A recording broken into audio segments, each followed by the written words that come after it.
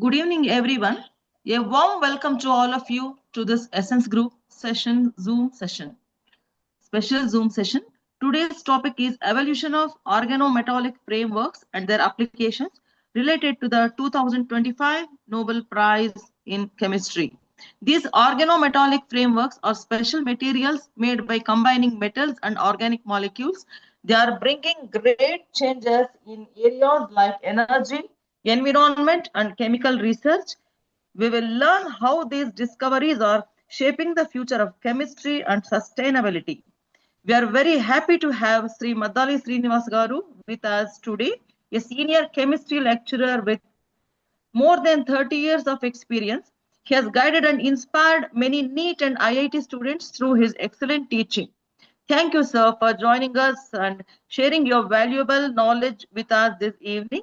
On behalf of the Essence Group, I warmly welcome you, sir, and all the participants.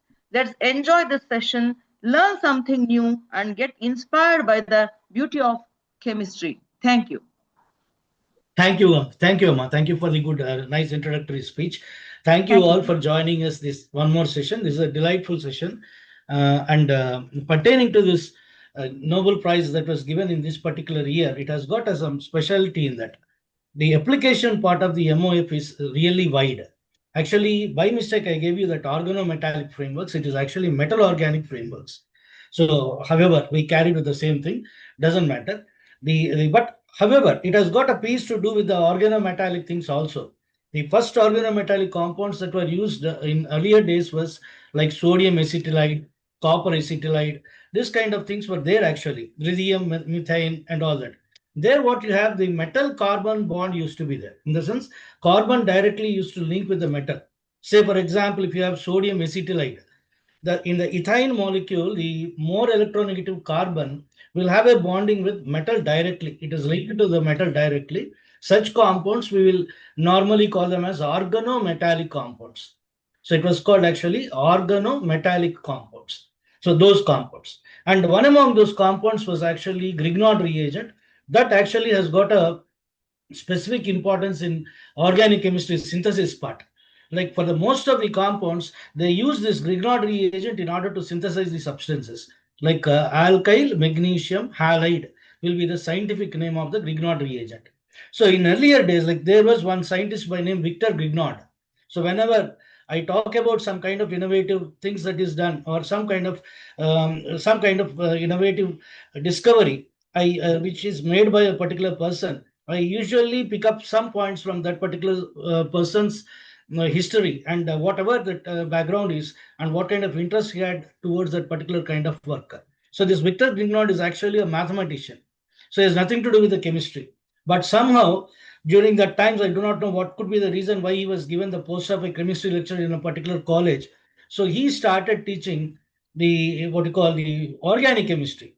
Normally, if somebody is interested in mathematics, would have a lenience or will have a bent towards inclination towards the physical chemistry, which contains a lot of mathematical part of it.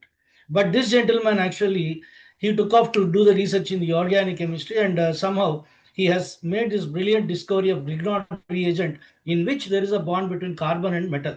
There you have the metal attached directly to the carbon. We call it as Grignard reagents. Like RMgX will be the formula of that particular Grignard reagent. So that is the root. In the sense, they know that metal can form a bond with the carbon. So there itself there is some kind of link between inorganic and organic. Before this particular thing has happened, sometime before, if I can tell you, the difference between the inorganic and organic was wiped off when Wohler did his excellent synthesis of what you call urea in the laboratory from an inorganic material called as ammonium cyanate. So from ammonium cyanate, due to some opportune conditions, the ammonium cyanate converted itself into urea to the surprise of the scientists. Then he found that there is no difference between inorganic and organic. Later on, the organic was named as chemistry of carbon compounds. So let us just look into these two things, and later we can start up the work on the discussion on the MOF. So the Grignard reagent is something like this: RMgX, where X stands for halogen, something like chlorine, fluorine, bromine, etc. and R stands for alkyl group, something like CH3 and all. So therefore, this carbon is directly linked to the magnesium in this case, and the magnesium being divalent also links itself to one more halogen. This is how the structure of Grignard reagent can be explained. Now, when it comes to the Wohler synthesis of urea, I just make that part of it also. Then we can straight away discuss the molecular, what you call this, metal organic frameworks. So earlier, this NH4CNO, this is what we call it as ammonium cyanate. NH4CNO. This is an inorganic compound by all means. In the laboratory, when Wohler was doing some kind of experiments with this, accidentally this got converted into NH2CONH2. This NH2CONH2 is nothing but urea. So therefore, urea is considered to be an organic material extracted from the living organism, and ammonium cyanate has nothing to do with that. It is actually inorganic material. So once they found that this is converted into an organic material, they suddenly gave this idea. He has brought out that there is no distinction between inorganic and organic. The only thing is the organic chemistry deals with mostly carbon compounds, compounds related to the carbon. So therefore, the distinction between the inorganic and organic was disappeared then. Now, so leaving that part of it, that organometallic works and the difference between inorganic and organic, now we'll move on to discuss about this metal organic frameworks. Before we do that, I'll just share one, what do you call, the Nobel laureates who have won this particular prize. I'll just share that one.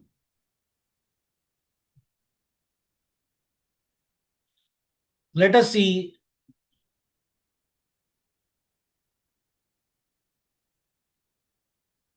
Let us see that who are these Nobel laureates.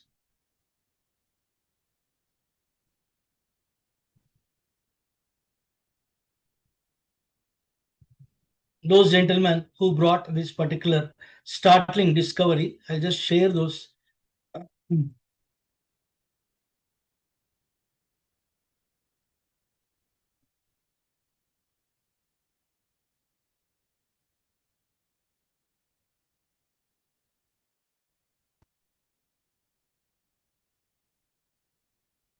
One second. Just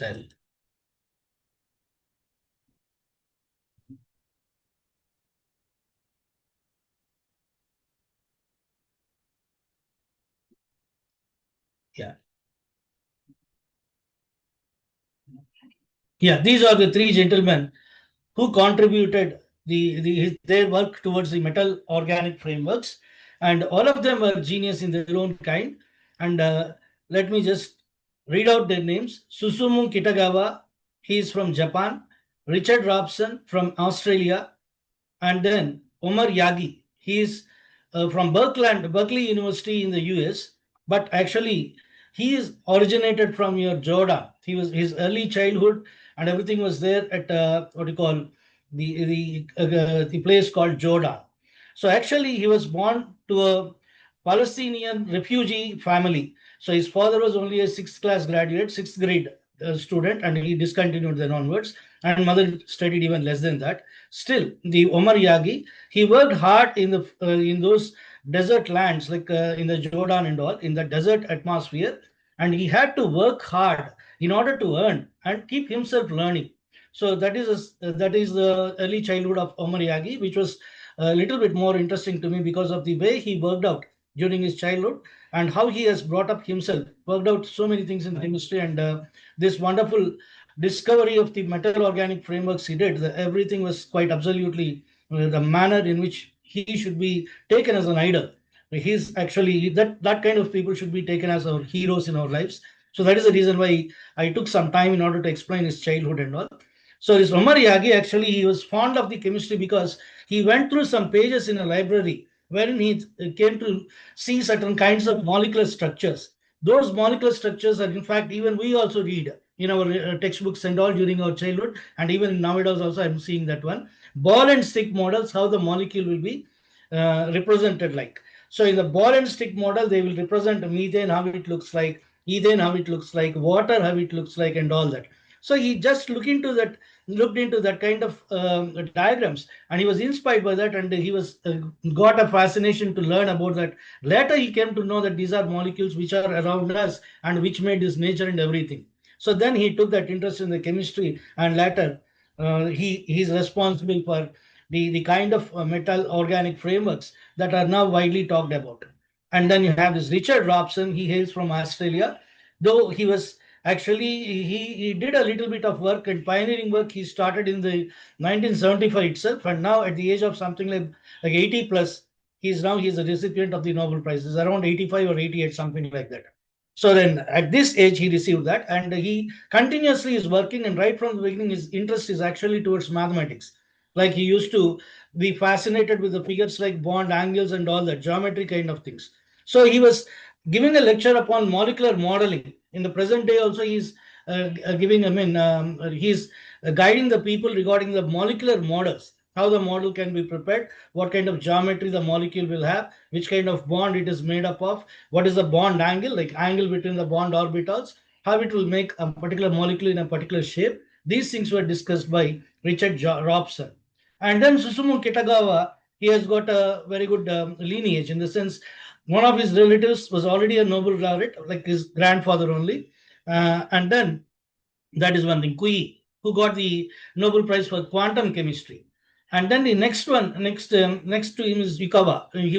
His role model was Yukawa, who was good at the subatomic particles, discovery of the subatomic particles and all. So therefore, he was influenced, and then he worked on this. Accidentally, he found that yes, the water can be trapped into this MOF, and so he thought some kind of porous things are happening here in the solid state. He was assisting some solid state chemist actually. The solid state physics and chemistry was then it is coming up science. So during those days he was assisting some scientists in his laboratory. While he was working, accidentally he found one porous substance which is capable of trapping the gases. So his interest increased then onwards, and he worked upon that, and later he also was one of the important contributors for the MOF. So with this small introduction of these Nobel Prize laureates, then I think we can plunge into the topic, the most interesting topic, that is your metal organic frameworks. So let us just look into what exactly this is, what this is made up of. The metal organic framework is actually made up of a metal component or metal oxide component. That is one part of it. Generally, for our knowledge, the basic students at the earliest stages can understand. If you say this is an inorganic component, metal and metal oxide is normally an inorganic component. And then the other part is your organic component. What is this organic component? Something like benzene dicarboxylic acid, something like benzene acetate, this kind of things. So when these two things are mixed, then what will happen? It will give you a metal organic framework. To the most of us, actually, if those who are familiar with the coordination compounds at their early childhood, when they have studied about this during their 10th standard intermediate, they can understand the kind of work, the kind of molecules that exist when the like ligands like pyridine and all, they will combine with the metals like cobalt in order to form certain octahedral complexes. Those are simple units, like it contains only one central metal ion and surrounded by the ligands. What do you call these ligands? Are nothing but those which can donate the pair of electrons to the central metal atom so as to form a bond called as coordinate covalent bond. Now I'll just discuss one or two things on that, and later we'll move on to the MOF. So I'll just stop the sharing of this particular thing, and then we'll just have a session on the whiteboard, and then we'll continue like 1 or 2 minutes, and later we'll jump into this one. Hope it is being kept a little interested only. Though I'm switching it over from one to the other, in order to bridge the things, like we need to understand a few fundamentals. For the early learners, it is important. So once you understand that, later we can pick up and move on to study the MOF, like metal organic frameworks, and what kind of things are expected from it and how it is done actually.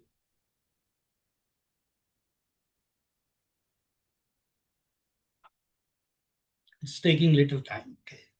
So there will be two parts in it actually. One is called as your central metal part.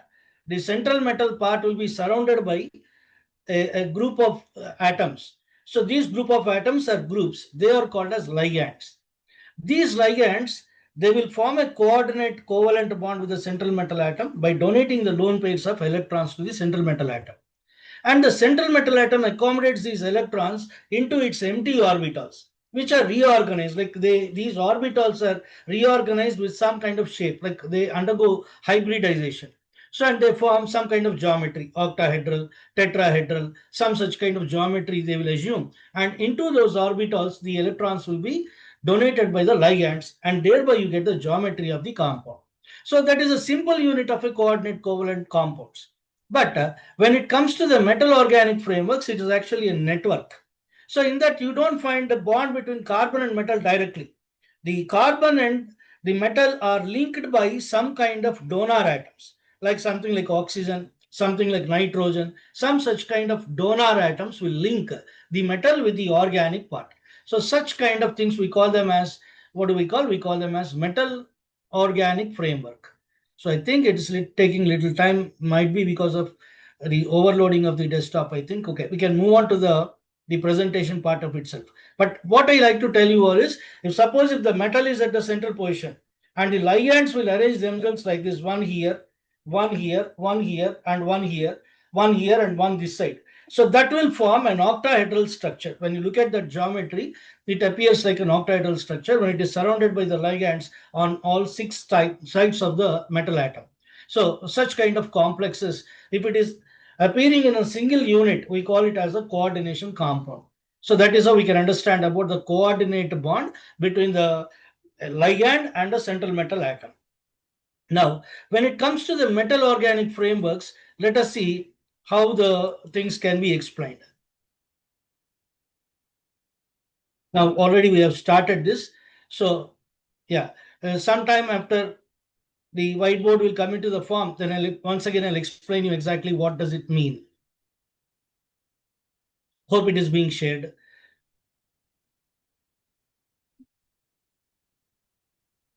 Yeah, here itself I can use them. So fine, it's good. So then look at this. Suppose if you take a central metal atom here, something like I have a cobalt, which I take it as a central metal atom. So for simple geometry, if I write these lines like this and write the ligands here, something like yeah, an oxalate, abbreviated as OX. OX is abbreviated as oxalate. And here also you have an oxalate. This is the molecule. Oxalate is actually a bidentate ligand. Bidentate ligand in the sense it has got two donor atoms. So I'll write the structure exactly how it appears, like C double bond O, C2O4 minus. That is how we call it as. Suppose if this kind of structure is there. This oxygen with the two lone pairs and this oxygen with the two lone pairs, it can form what you call donor atoms. Donor atoms in the sense they can donate the pair of electrons to the central metal atom. Suppose here the central metal atom is there. So this oxygen can also donate a pair of electrons and this oxygen can also donate a pair of electrons to the central metal atom. Thereby a coordinate bond is formed between metal atom and oxygen. That is how actually it is discussed. So this will form what this particular thing, it will be in the form of an octahedron, octahedral geometry, and this molecule, the tris oxalato cobalt, this will become what it is only actually a simpler unit of one molecule in the coordination compounds. But such compounds, such network, it develops, then it will give you this kind of network, which is called as metal organic framework. Now let us see in this particular PowerPoint presentation, it is carefully given how each particular bond is formed in that. Let us move on to the next part so that we can understand exactly how it can be explained.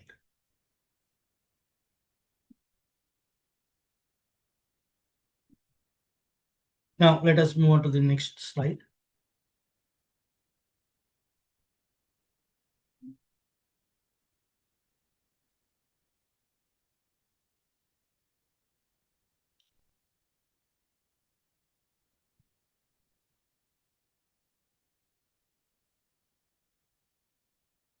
I think, yeah.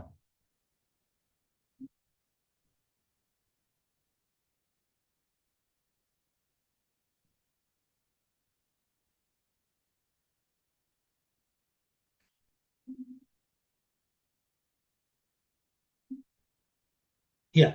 Now we can see what are metal organic frameworks. Let us look into this particular thing. You can see here a metallic cluster. Metallic cluster or metallic node in this particular thing. Zirconium tetrahydroxy oxide kind of metallic cluster you have here. This actually, this particular thing, this pink colored shaded thing, it is called as metal node. This is one part. Immediately you can see a hexagonal ring here. This hexagonal ring is having two joints here. You can look at these blue spheres that are attached to this bond. And this side also you have that such kind of two blue spheres which is joined by a bond here. So these two things will join the metal cluster like this. This happens to be a ligand which is a ditopic. Ditopic in the sense bidentate. One donor atom will be on this side and another donor atom will be on this side. So these two things, what they do, they will donate the electrons to the central metal atom cluster. So this network can extend two-dimensionally, one-dimensionally, as well as three-dimensionally. When it extends to in the form of three-dimensional thing, then what we can see is we can see the crystalline structure there.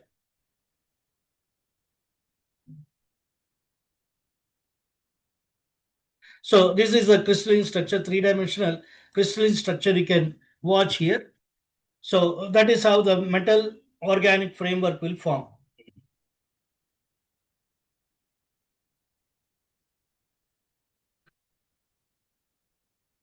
Now we can see a simple component of a metal organic framework. Now this is called as ditopic linker, which we were talking about. So this is actually benzene dicarboxylic acid. This one is benzene ring. Most of you must be familiar with that. And this benzene ring, on one side you have a C double bond OH. This is the carboxylic acid functional group. This side also you have a carboxylic acid functional group COOH. So this ditopic linker, when it is treated with a simple salt like zinc nitrate, along the zinc nitrate hydrate because four water molecules are also there along with the crystalline substance. So when these two things react simply, when you make them to react in a test tube, they assemble themselves to form the crystal. That is the beauty of it. Now you can see this yellow sphere here. This entire yellow sphere is porous. The volume here you are looking around is entirely open place. It is an open cage. There is a lot of hollow space here and lot of hollow space wherever you see this yellow color shade. And in between you can see this structure, this benzene dicarboxylic acid, this hexagonal ring. And here you find an hexagonal ring. Here also you can find hexagonal ring. Here also. These hexagonal rings are nothing but this component, which is benzene dicarboxylic acid. In a common name, we call it as terphthalic acid, which is actually has the ability to form a polymer. So this particular thing will link on both sides to the metallic cluster. This blue color shaded portion you are looking at, this one is the metallic cluster, like a zinc nitrate cluster. This is also a zinc nitrate cluster. To the this oxygen will donate the lone pair of this oxygen and this oxygen. These two oxygens will donate lone pair of electrons to the metal atom here. So there is no bond between actually the metal and carbon. Instead, the bond is between metal and the donor atom of the carbon. So therefore, it is purely a coordinate bond. Suppose if I write a metal here, the metal is linked by O of this structure. Okay. And then also you have one more O. This O is linked to another metal atom of the same cluster. We can look here. This one is one oxygen donating the pair of electrons to this metal. This oxygen is donating a pair of electrons to this metal. Likewise, and this extension, the extension part of it is your benzene ring, the hexagonal ring. And again here, this side also you have such donor atoms, 2 oxygen atoms, each oxygen atom donating a pair of electron to one metal ion or metal atom. So this is how the link can extend it in two-dimensional form, or it can one-dimensional form. When you form a layer kind of thing, one after the other, one layer after the other, you'll get the two-dimensional form. And if you bridge three-dimensionally, if you expand this kind of ligand links with the metal atoms, also you can find the three-dimensional structure that you find here. So this kind of thing, this three-dimensional structure will have lot of open space. The entire yellow colored shade you see, that entire thing is what you call empty space. Now this is where the interest towards this particular compound lies. This empty space is a bank. It's not just an empty space where air comes in and air goes out just like that. He can make use of that to use it as a bank. You can keep the air coming in, and you want to control the air for some time, you can control it. Later, if you want to remove it, you can make it exit, and everything will be in your control. That is how I found that wonderful statement given by Virinchi sir when he has made a small comment on this particular activity. He said, man is making nature. There is no wonder in that. If you have such kind of molecules, if you can make such kind of molecules, definitely you can control the nature.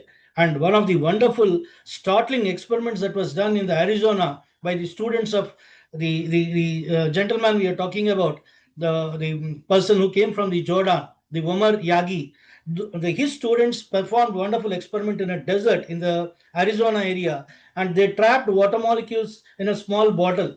From 1 kilogram of zirconium, something like 200 ml water bottle was filled up. So later they found it to be not much interesting when you take only 200 ml from such costly 1 kilogram zirconium compound. They found that it is little less interest.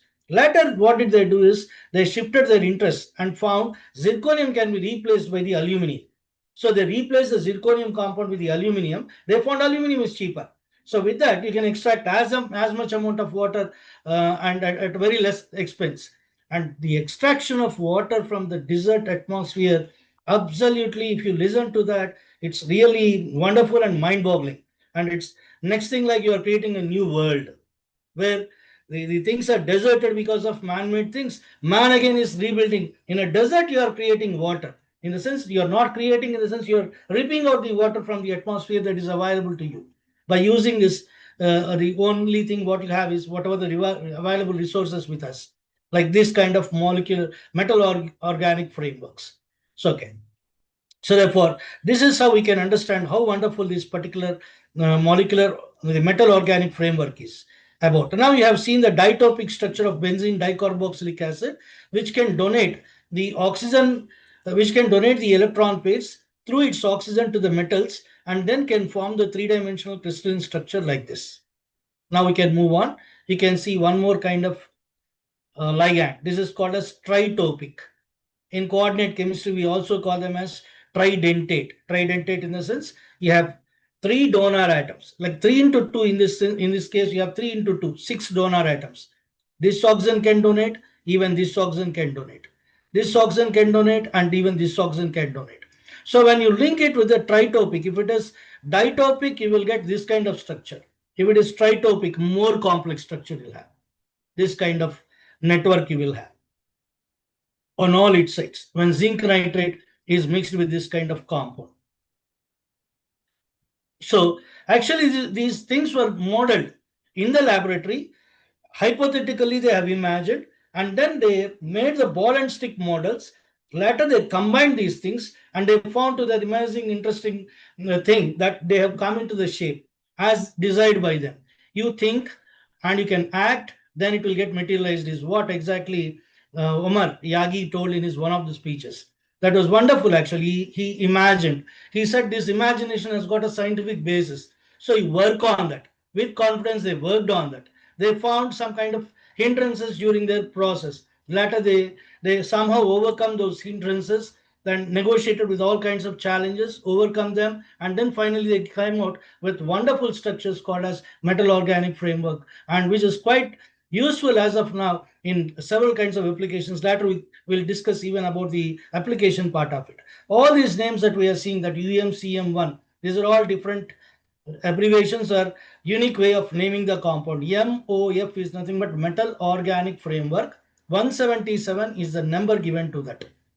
And then this MOF5 is the startling discovery, which is now being used widely in order to trap the water molecules.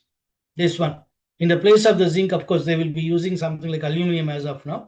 So those are the things which are creating wonders in different kinds of activities we know. And all these wonderfully, they take place at nano level. Nano level is 10 to the power of minus 9 meters. At subatomic scale, all these reactions will occur. And these are observed by using quantum tunnel, electron microscopes, scanning electron microscopes. With the help of such kind of modern equipment, they are imaging that, and those images are taken into visualization. Then they are found to be having this kind of structures. So this tritopic ligand, tritopic compound. So this one actually will create this kind of crystalline structure. There is no bounds to the human imagination. Scientifically, you can imagine to any extent, and later we can put it into practice and see that it is realized. Of course, there are a few which may go out of your bounds. Like those things, will take it as a mishap, like it is not to come, and we filter it, and whichever is giving us positive result, with that we'll go ahead. That is what makes the scientific world looks differently when compared to other people who are after the hallucinations. So let us see. This is the history actually. 1965, first thermally stable zinc coordination polymers were synthesized by at DuPont. And of course, Werner was one among those pioneering scientists in coordination chemistry. He worked out several things about the coordination compounds. This was a simple unit, as we were discussing. The zinc will have a coordination number of 4. 4 ligands can surround that, and it can form a tetrahedral structure or a square planar structure. That kind of coordination compounds were made, and later they made coordination polymers. Polymers in the sense the same single unit will repeat again and again to form a polymer. Like ethene, if it repeats several times, it will create polyethene, which we use on our day-to-day basis. So acetylene, if it is repeated again and again in the form of a chain, that is a compound which we use it as polyacetylene. Ester, polyester. Ester, if the simple molecule repeats again and again to form a fabric, that is polyester that we use. So terylene and everything, these are all polymers which are made up of single small units which repeat themselves again and again to form a big network. So therefore, that was the first time when a coordination polymer of the zinc was made in the year 1965. And in 1990, these two people, Hoskins and Robson, proposed scaffold-like 3D frameworks. And this Richard Robson is one of these people who have got the Nobel Prize now. I think he's at the age of 88 now. Now, in his one of his interviews, he was telling at this age, like somebody who is from the Nobel Prize committee, he was asking him over a phone. Now it is a time for celebrations. He said simply, at 88, what is that I will celebrate? If you have, but if the same thing was recognized 30, 40 years before, but that would have been something different, because he has actually made this proposal in the year of 1980 itself, it seems. But actually, this kind of framework came into existence in the year 1990. So he was telling the same thing. I lost many of my colleagues. We worked with them, so I have got no one to celebrate as of now except my colleagues, students in the college. So that was what. Okay, leaving it apart. Later, the development in the 1995, 1999, the Kitagawa, the Japanese person, he has made the zinc frameworks for gas storage. This is very, very important point one needs to look upon. The zinc polymer coordination polymer, this MOF5 is very good at trapping the gas molecules. You'll find a similarity between water molecule and carbon dioxide. Now, the water molecule, if you just look into how it is made up of, like I can just make the water molecule structure here. So let us say this is the oxygen, one of the oxygen atoms, and then which is linked to two hydrogens like this. Two hydrogens like this. And on the other side, I'll write one more hydrogen here. So this is a simple water molecule. But hidden fact is that this oxygen is electronegative and carries a small negative charge, which is indicated by delta minus. And this hydrogen will gain a small positive charge, being less electronegative. will indicate by delta plus. Now the thing is that the wonderful thing about this is this oxygen can link itself tetrahedrally to one more water molecule like this. The dotted lines that I've written here, they are nothing but hydrogen bonds. We call them as hydrogen bond. So each oxygen of water molecule can tetrahedrally link to 4 different components. So therefore, this is how the water network will come. In the solid state, when you condense it, you will get the crystalline structure of the ice with a lot of open space in that. So that is how the water molecule looks like. Now, when you look at the carbon dioxide, of course, carbon dioxide is a linear molecule. It is not a bend-shaped molecule like the water. Now, you see the 2 oxygens on both sides of the carbon. Now, because of the electronegativity of the oxygens, they gain negative charge, and carbon gains positive charge, a small positive charge. It forms a small dipole, and there will be a dipole-dipole interaction between one more carbon dioxide molecule like this at a suitable temperature. When it is condensed, it will form solid ice. We call it as solid ice actually. The dry carbon dioxide, solid carbon dioxide, we call it as a dry ice because it is similar as that of your water, and almost the same size it will have. The size of the carbon dioxide molecule is similar to that of the water. So this gave an idea, this experiment of Kitagawa gave an idea to the later scientists that even water can be trapped into these porous metal organic networks. Why it is porous? I have shown you in the previous structure. Like you have a lot of hollow space in between these ligands and metal skeleton work that covers this entire structure. In between there is a lot of open space. So into that open space, because there is a lot of open space in that, it is porous. Like a sponge it will behave.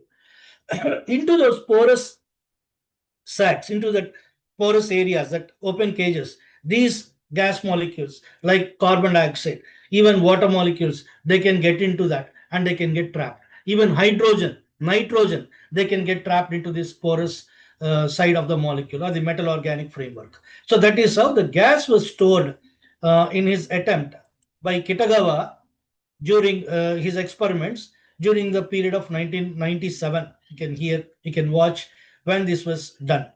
And you can see in the year of 1999, Yagi publishes hydrothermal MOF synthesis. So what do you mean by this? Hydrothermal MOF synthesis in the sense, first time they lab in the laboratory using the heat as the medium, heat as the energy, they synthesized a product which is metal organic framework, which has metal organic framework. And he published that particular thing in the year 1999. So that was the year when actually Yagi published this synthesis of MOF5. Now, there is a rapid growth in this particular science. Now, you cannot imagine the number of molecules that are devised, that are discovered day in and day out as of now.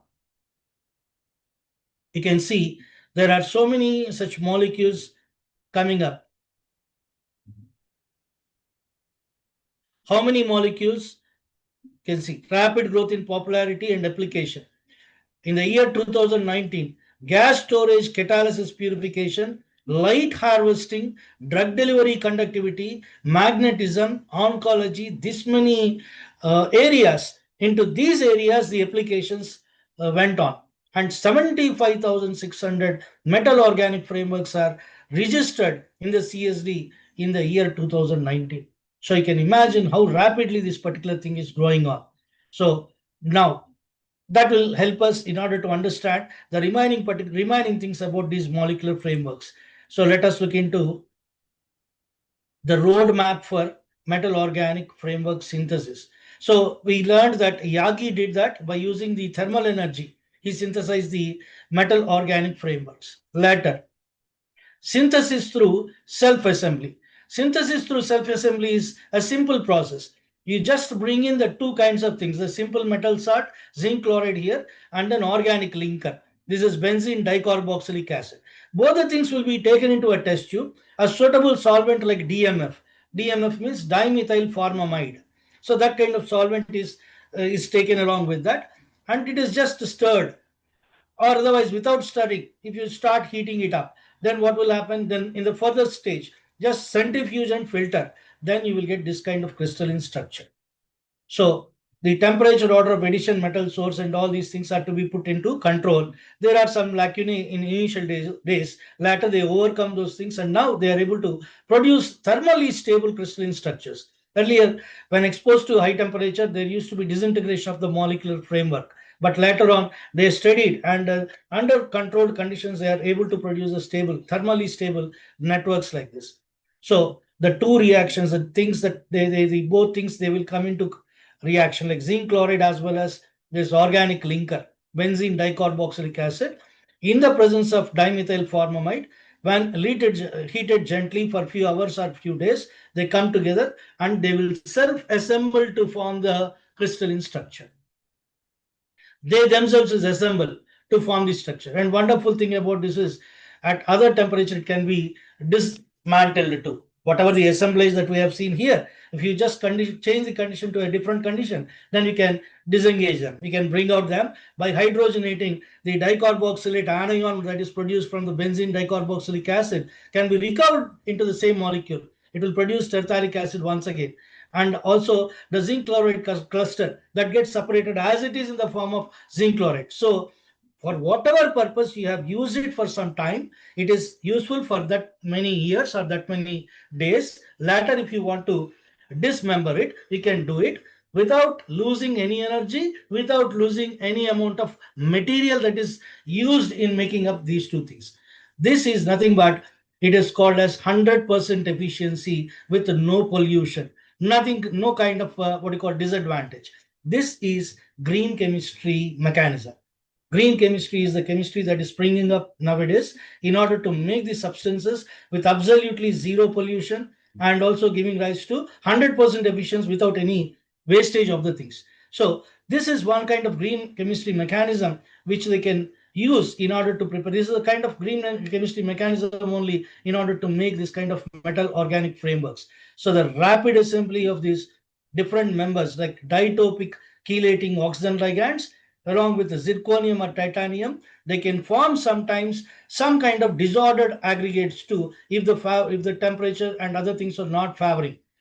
If you can't take control of that, then automatically you can get a shaped crystalline structure like what we have seen in the earlier case, like this. This will give you a wonderful network which is thermally stable under suitable conditions. So some modulators will be used in order to promote the order in the MOF self-assembly. So you will use some kind of chemicals which are called as modulators, which can bring in the shape properly and put them into an order. So that is how they engineer this kind of metal organic frameworks, which are used in multiple fields that we'll come to know later, one after the other. Now, modulators are small molecular regulators of MOF growth. So what do? They will reversibly occupying coordination sites on the metal clusters and accelerate the metal cluster formation. So they quickly form the metal clusters, and again what do? They will occupy the coordination sites in order to take the role of the oxygen as a donor.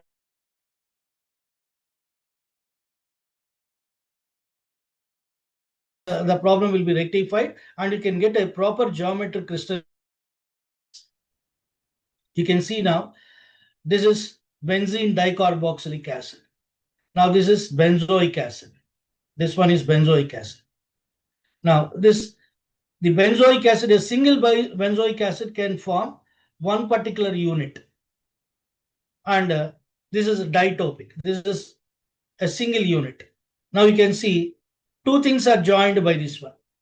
This ditopic ligand, benzene dicarboxylic acid here. Again, this metal cluster, if it is joined by one more ditopic ligand here, and this side also, you'll get a what you call extended chain in a single dimension, OD. Now, if it is done in the layer way, like this, horizontally on these two metal clusters, it extends layer wise, like XY planes. It will form a two-dimensional structure. If these layers lie one upon the other, then that will make your three-dimensional structure. So therefore, that is how the network is done to form the big things. Like there is small challenges were discovered here, how the moderators will regulate and create the actual geometry, dismissing the defect wherever the defect is found. So DMF, dimethyl formamide, is a solvent which is actually, we call it as polar aprotic solvent. Now this kind of the moderators like chloride and all, if it is made use of, they can get rid of the defects that are created by the DMF kind of solvents.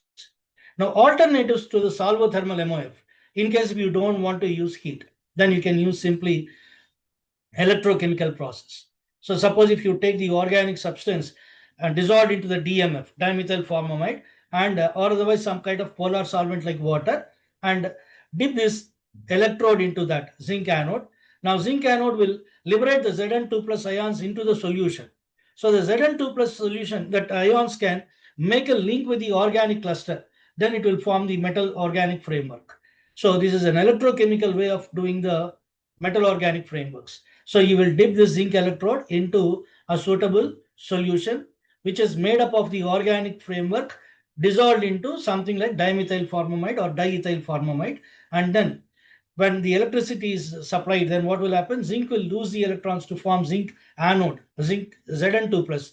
Then the cation. These cations will link themselves to the donor atoms like oxygen to form the metal organic crystals or metal organic framework in thin film. Then you can see mechanochemical. So like stirring and all those simple mechanical activities also, you can make this metal organic frameworks. Sonochemicals. You can use sound energy in order to make this. Then you have the different kinds of other things like even you can use microwaves also in order to synthesize that. So you can see here, these are the solvent molecules which will come in between the regular network of metal organic framework. This thick blue colored small spheres that are there occupying the empty spaces, these are nothing but the solvents which are used for assembling these two things. Now by sending the carbon dioxide, that can exchange with this DMF molecule, and carbon dioxide will occupy that, removing that blue colored spheres. You can see on the other side, the solvent molecules are removed by the carbon dioxide. This colored, these different colored small spheres, they represent carbon dioxide. Once they enter into that, the blue colored spheres are coming out. So that is how they can evacuate the solvent molecules by filling it up with the carbon dioxide. Now, what for you are filling it up with the carbon dioxide? This can be used as a trap for the carbon dioxide which is generated from industrial emissions. Now, whatever the carbon dioxide gases that are emanating from the vehicular pollution, otherwise through the industries, this carbon dioxide creates a lot of havoc to the environment, and that is the reason we call them as greenhouse gases, which will increase the temperature. So such kind of molecules, carbon dioxide and all, can be trapped into these cage-like structures called metal organic frameworks. That is beauty of it. So we can use this to control the environmental pollution. So like the question that arises in the minds of these scientists is, for years together we see the trees lying as it is. They are acting like sinks of the carbon dioxide. Still they continue to live for years together because they know how to take in the carbon dioxide and how to exit of the carbon dioxide. They are acting like sinks. So that made them, that gave them inspiration in order to continue their work, in order to prepare some kind of sink which can absorb the carbon dioxide. And that led to the discovery of this metal organic framework. So that is how the empty pores will take up the carbon dioxide, they trap them inside, and they keep them binding so that they can reduce the environmental pollution by reducing the poisonous gases like carbon monoxide and other poisonous gases, apart from the carbon dioxide, which is a chief pollutant. So therefore, these are all the different ways how the synthesis of the metal organic framework can be done using different sources of the energy. So then the characterization of the metal organic framework. How do we decide what kind of morphology, what kind of structure it will have? What is the crystal size? What is the size of the pores that are there within the cage work? And what kind of geometry it will take into assume? All these things are observed by scanning electron microscopy, which will produce these images. These are the images that are obtained by scanning electron microscope. So SEM, in conjunction with electron diffraction X-ray spectroscopy, will map out and give the structures of these metal organic frameworks, which looks like this. So they also know the adsorption isotherm and desorption isotherm, it will give you the temperature at which the gases are adsorbed into this metal organic frameworks. At suitable temperature, they adsorb. Adsorb in the sense they occupy the surface of the metal organic framework. So the adsorption is a process by which the gases will bind onto these sites. So, and then the desorption also will take place at a different temperature. At low temperatures, adsorption will take place. At high temperature, desorption will take place. So therefore, these two things are very, very important. Why? Because we need to understand at up to what temperature we can hold on or we can trap these gases into the network and when we should exit them out. Both the things, if we know the gases are in our control, so we can use that particular parameters in order to control the entry and exit of those gases. So you can see these isotherms here. At what temperature they get adsorbed and at what temperature they get exited. Both the things are clearly given. So these are all different ways how the shapes of these crystalline structures were brought about. So these are the different ways how you can synthesize the metal organic frameworks. Now, let us look into the different applications of this metal organic frameworks. You can see here biomimetic catalysis. Biomimetic catalysis is nothing but it will act like an enzyme. Enzyme is said to be a kind of what you call biocatalyst. Biocatalyst in the sense it will provide a space wherein the substrate will come and attach itself to that. An enzyme is used to break down the proteins. So the protein molecule will have one particular kind of geometry. And there will be some sites wherein the enzyme can come and bind itself to the protein. So therefore, let us say that some protease which can break the protein will come, that enzyme will bind itself to the protein like this. It should have a lock and key mechanism, they call it. Suppose if it is locked, some kind of key which is suitable to that site, that will be acting like your enzyme. That will come here, bind itself to the lock and key mechanism to the molecule which is going to get disturbed or the protein which is going to get break down. Now, once the enzyme occupies that site, it initiates its activity and breaks down the protein into its fragments called as amino acids. And therefore, this is how breaking down of the proteins will take place by the biocatalyst. Same way, this particular thing will offer a site for it. So therefore, in that porous cavity, the substrate or the molecule which is to be broken down or which is to be modified will come and attach itself and get trapped into it. So by its chemical catalysis, in the sense it will provide the platform wherein the decomposition takes place, and that is how it will act like an enzyme. So that is why we call it as biomimetic catalysis. Asymmetric catalysis in the sense, suppose if you want to make one particular chiral compound, you can use this thing. So chirality is nothing but optical activity. Suppose if there is what you call dextrocitrazine, you did not find much good about the dextrocitrazine. You want to separate the citrazines and you want to isolate levocitrazine. So that kind of process we call it as asymmetric catalysis. So you want only one isolation of one particular optically active compound preferred to the other type of optically active compound. In such kind of catalysis, what they do is that is called as asymmetric catalysis. They will isolate the one compound which is desired or which one compound which is required for the activity or usefulness. So that is how the levo and dextro compounds can be separated by using this particular porous compounds or the metal organic frameworks. That is what we call it as asymmetric catalysis.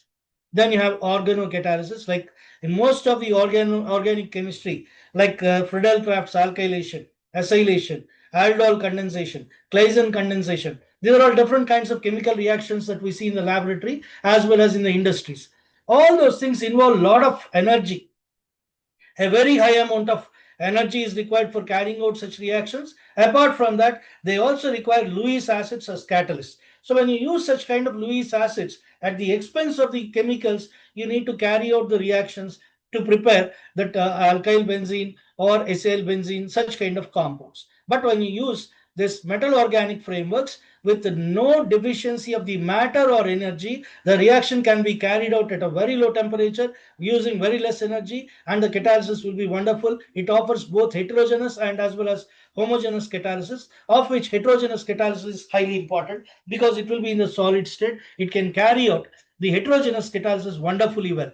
like all these organocatalysis it can take care. And apart from that, olefin metathesis. Like suppose if you want an alkene to be converted into an alkane, or an alkyne to be converted into alkane. I'll just draw these structures. You'll just try to understand this. See, suppose if there is an unsaturated compound. An unsaturated compound in organic chemistry is nothing but the compounds that are formed either by double bond or triple bond. You can see here HC, triple bond CH. This is called as ethyne. So now suppose if you want to add hydrogen to it, just like that you cannot add. Nowadays, conventionally, even now, we use palladium as the catalyst. So this palladiated hydrogen will react with the acetylene or ethyne to produce one more compound called as CH2 double bond CH2. This further hydrogenates. Again, two hydrogen atoms will add on to these two carbon atoms. So CH2 double bond CH2 will be hydrogenated in the presence of the same catalyst, palladium, to give you an alkane. So it requires high temperature. It requires a catalyst like costly catalyst like palladium. Now you can produce your CH3CH3. It is an expensive process. So the olefins are nothing but these things. Olefins are alkenes. So in order to hydrogenate the alkene, you require a costly material like palladium or nickel, which are found absolutely at low percentage in the Earth's crust. Such kind of elements we need to take for the catalysis and carry out the reaction at expensive conditions. So this metal organic framework can come out as an alternative for this, and then they can synthesize the alkanes from alkenes absolutely without any wastage of the material and at low cost. So that olefin metathesis is carried out by metal organic frameworks. Then photocatalysis, in the sense, like you must have seen the chlorophyll activity. So we know that chlorophyll uses the light in order to do that photosynthesis activity. So it traps the light. The trapping of light can be done by this material is a wonderful thing which can be used for many such photocatalytic activities. So that is one of the important application of your metal organic framework. And a mechanistic study, how the mechanism takes place in order to understand where the compound will, this particular molecule will bind to the other molecule at which particular site, where the existing bonds are breaking, where the new bonds are re-engineered, what kind of stuff is taking place. All this is called as mechanism. So to study the mechanism, we will use this metal organic frameworks. So this many applications it has got in the area of chemistry. Now you can see how it is used as a catalyst. Hydrogen bonding catalyst. Now you can see this is a kind of imidazole kind of molecule. Now it is treated with a nitrobenzene. You can see this double bond getting out there. There is no double bond in this ring here between these two carbons. In this case, the double bond is broken. Now it will form, the metal organic compound will form a hydrogen bond link with this, and it will remove the unsaturation. It will make this compound to bind with the imidazole compound without any fuss. Just like that, they blend and they'll assemble themselves and they can form this molecule effortlessly by using the metal organic frameworks. So, therefore, the metal organic framework can replace the Friedel-Crafts Lewis acids. Lewis acids are those substances which will accept the pair of electrons. Those which can accept the pair of electrons are called as Lewis acids, or we can call them as the electron deficient molecules. So the electron deficient molecules like aluminum chloride and all that, they are used in the synthesis of the Friedel-Crafts mechanism to form the alkyl benzene and all. Nowadays, no requirement. You can replace that with metal organic frameworks. And similarly, also you can see several kinds of organocatalysis. Catalysis. So This is a ditopic benzene, biphenyl dicarboxylic acid. Now, this is used as a catalyst here. Zirconium chloride, it will form a compound. So, this is how the catalysis will work out with the compounds like metal organic frameworks. Turning on novel organocatalyst in MOF. So, suppose if you are using the metal organic framework as the catalyst instead of a Friedel-Crafts Lewis acid as the catalyst, this also will function as a Lewis acid catalyst, and you can see the yield. The yield is 93% over 24 hours of heating 50 the compound at 50 degrees centigrade in the presence of dibenzene carboxylic acid. If you use metal organic framework, the same reaction can occur with absolutely high percentage of yield, 93% yield, when compared to the thermal synthesis of the compound. So therefore, it is an active catalyst which can bring about many chemical reactions to occur effortlessly at a low temperature, at a low energy, and the percentage of yield is very high.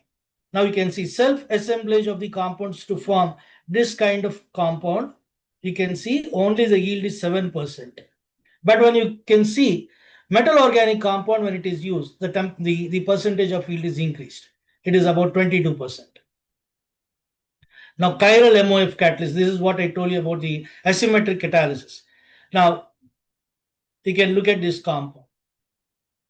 You can see one kind of optically active compound is converted into another kind of optically active compound by using this kind of metal organic frameworks. The LEVO can be converted into dextro. Of course, here it is used as Lewis acid, also as Bronsted acid. A Bronsted acid is a proton donor. Lewis acid is electron pair acceptors. So both the things it can do, it is capable of acting like a Lewis acid as well as a Bronsted acid, and thereby offering a very good catalysis wherein it can isolate a particular kind of compound from a mixture. So the S within the brackets indicate that it is the S configuration optically active compound.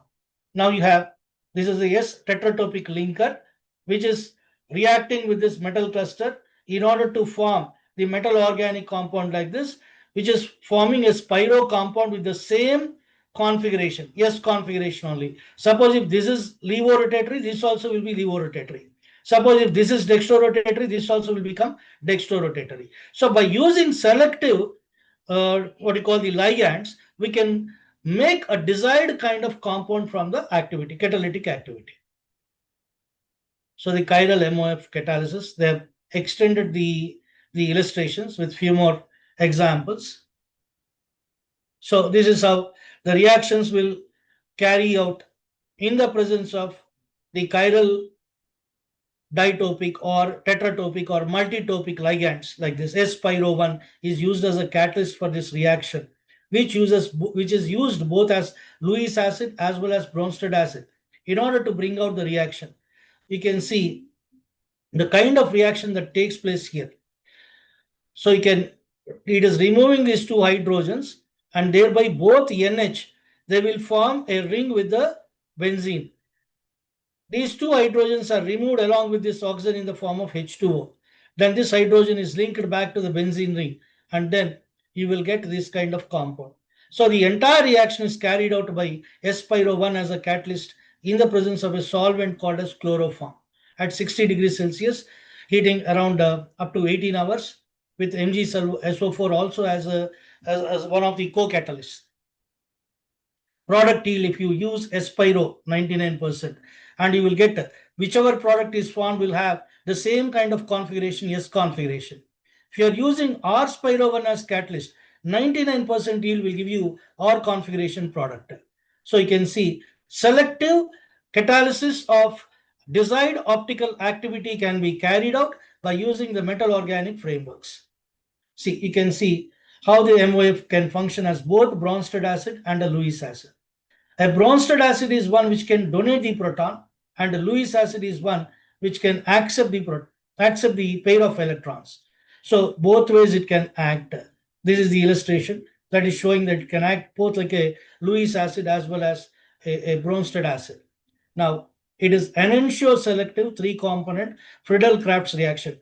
Friedel-Crafts uses aluminum chloride or ferric bromide kind of Lewis acids or electron deficient compounds, which are little costly. Instead of that, if you use an effective metal organic framework, absolutely at low cost, more efficiently the reactions can be carried out, because metal organic framework has the role of both Bronsted acid as well as Lewis acid. So this is one more kind of compound that is formed here. You can see the controlled reactions carried out by the metal organic frameworks. This is olefin metathesis. So you can see this is a propene. This molecule is propene, CH3CH double bond CH2. Now it is broken down into an ethene plus butadiene, butane, 2-butane. This compound we call it as 2-butane. The both methyl groups are in the opposite directions to one another. This makes it as a geometric isomer called trans 2,3. This is called as trans 2-butane. And this one is cis 2-butane, wherein both methyl groups are on the same side of the double bonded carbon. So it will form the stereoisomers. Along with that, it will also form alkene by the using the Grubbs catalyst, which is also a kind of what it is a kind of your metal organic frameworks. Here you can see ruthenium is an inorganic compound, is an inorganic metal, which is linked with a phenyl group on one side, chlorides on one side. So this entire metal cluster is linked with this organic compound. This entire thing will act like a a Grubbs catalyst, which will carry out the olefin metathesis, which is broken down. The propene is broken down into ethene as well as trans 2-butane and cis 2-butane. So this catalysis can be carried out by metal organic framework instead of Lewis acids or Bronsted acids. So the same example here. So these are the chemically, the catalysis is gone to this extent, and you can see the enzymatic reaction here. The serine in peptide, it binds to the serine in peptide and then cleaves the next amide bond. So it is breaking down the peptides into smaller units. So the metal organic framework can act like a biocatalyst.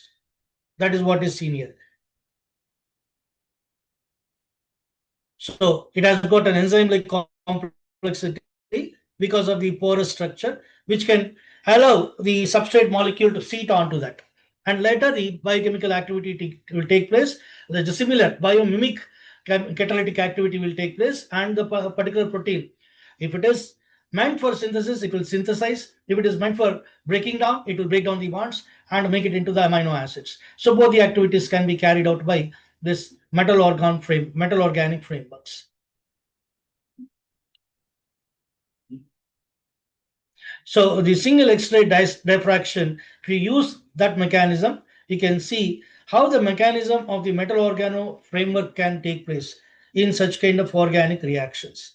So this is how it is forming the complex with the compounds, and later they will form the substrate as desired.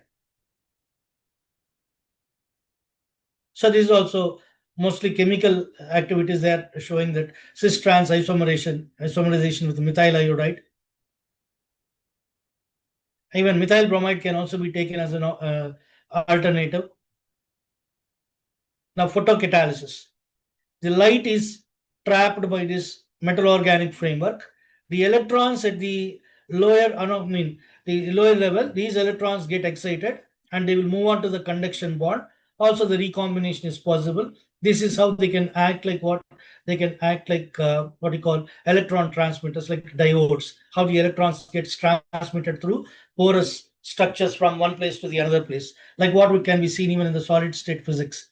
The diodes and all as a result of the electronic motion or charge motion from one side to another side due to the vacant places available in the crystalline structure. So the conduction bond and the valence bond, when they are at close proximity, the electron get excited by absorbing the visible light and move on to the conduction band. Thereby it can act like a conductor or a semiconductor. So it absorbs abundant light in the solar spectrum, maintains a charge separated state along enough to perform the productive chemistry. So it can trap that light and use it for the photochemical activities.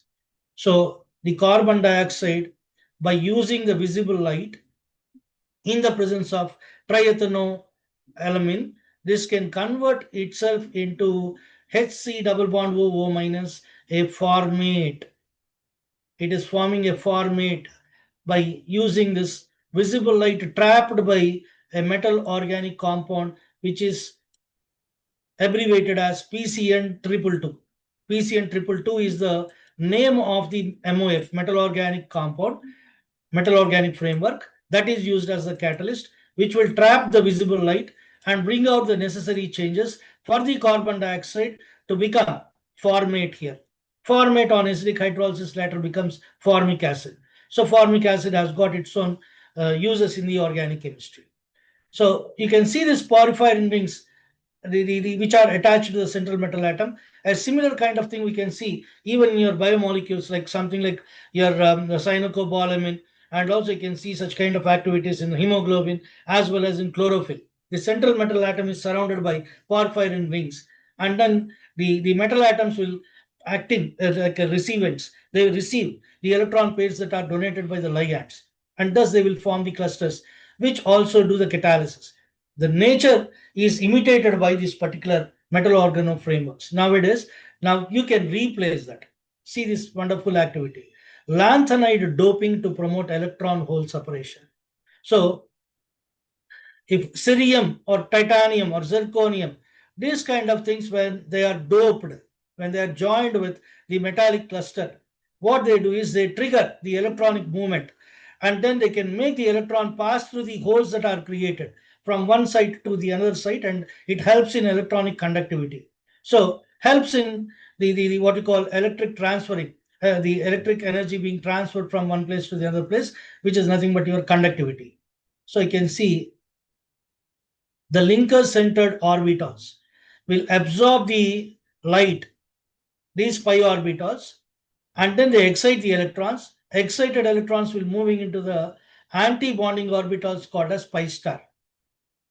So the electrons in the molecular orbitals are excited to high-energied anti-bonding orbitals called pi star by absorbing the light. So this will enhance the electrical conductivity. So therefore, that is the reason why they can even store the electricity or electric charge also. They can act like capacitors. That is one more application of your metal organic frameworks. You can see how the electrons are transferred from the lower unoccupied molecular orbitals to higher orbitals. So this is how the electronic conduction takes place. H2O can get converted into hydrogen. So it requires something like infrared radiation or visible light.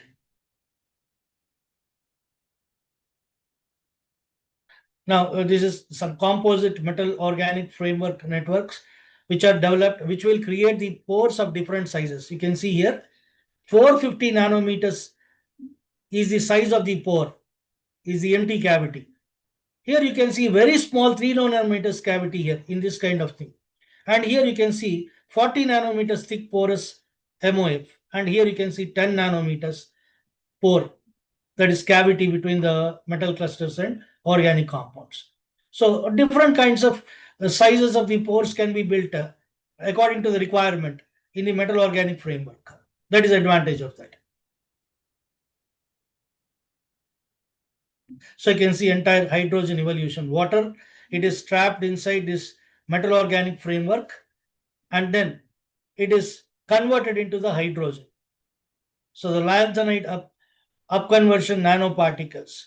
So therefore, when they are doped into that, they absorb the UV light and promote the electrons from lower level to the higher level. See, high occupied molecular orbitals are these, low unoccupied molecular orbitals are these.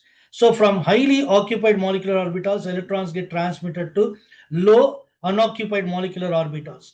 And then what they do, the electrons are sent to this catalyst. And here what will happen, the electrons are absorbed by the H2O, and then it gets separated into what, hydrogen gas. So water can be dissociated into the hydrogen and oxygen by using the metal organic frameworks.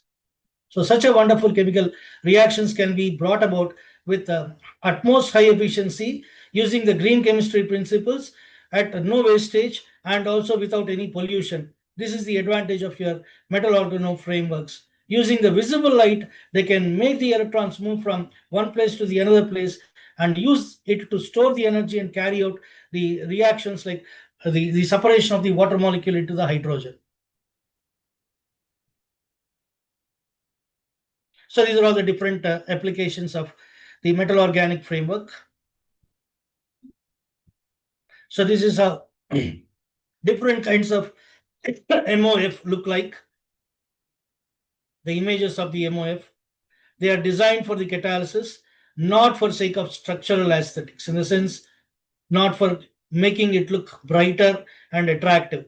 It is made to use for catalysis, to carry out the chemical reactions, absolutely following the green chemistry.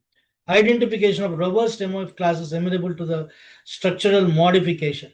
So some MOF are found to be quite robust in order to carry out the structural modification. In the sense, if you want a S configuration compound to be separated from a racemic mixture, you can do that. If you want to separate a R configuration product from a racemic mixture, you can do that selectively by using the catalysis of metal organ frameworks. So therefore, with this, we discussed lot many things about the metal organic frameworks.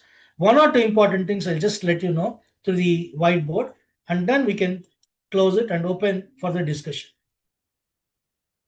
Now, let me share the whiteboard.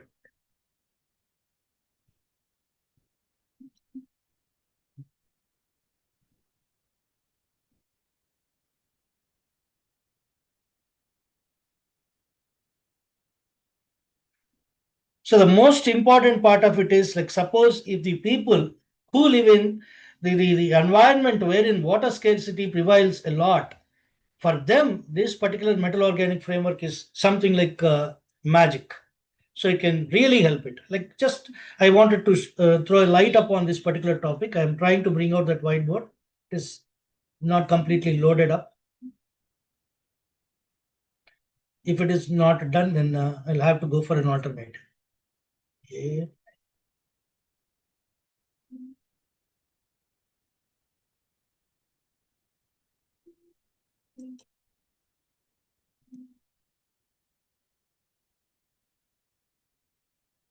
Yeah, somewhere here I can make use of the space because they have given that annotating pencil here in this PDF. Luckily, in this presentation, I can make use of that. So what they do is, in the desert areas, in the air they found this gentleman called as Omar Yagi was the person who worked on that actually. So what did he do is, he found out the air in the desert will have a humidity of around some 35%, something like that.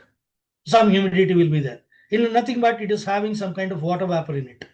So he want to harvest the water from by utilizing the 35% of the water in the humid air of the deserts. What he does is, like, this air is sent into a box containing your metal organic framework.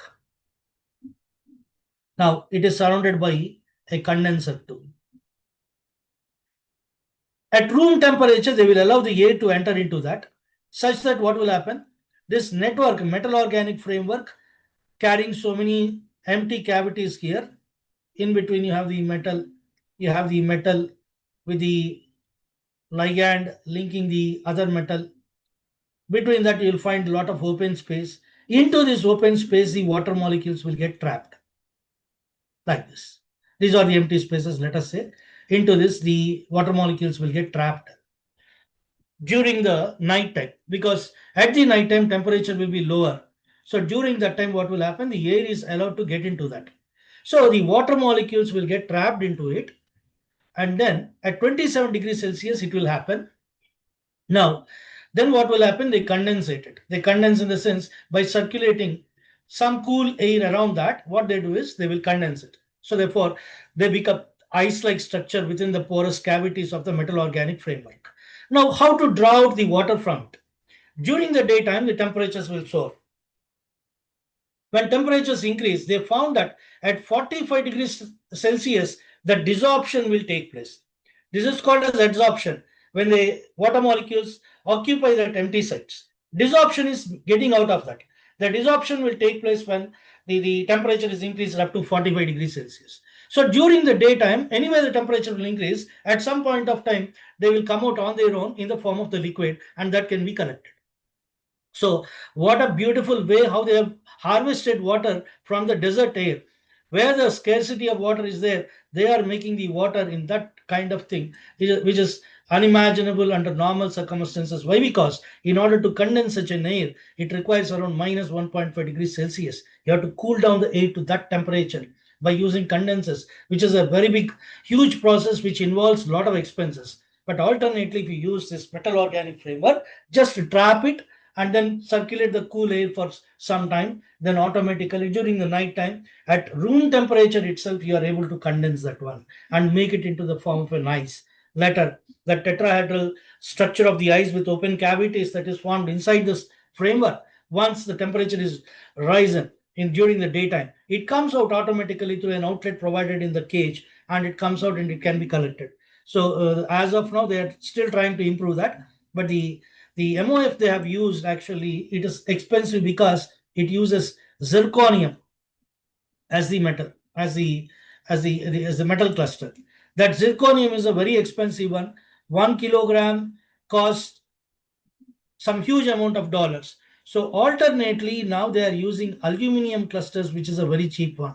So they replace the zirconium with aluminum and also increase the efficiency. Now they are able to get from 1 kilogram of aluminum, they will be able to trap 3 liters of water molecule.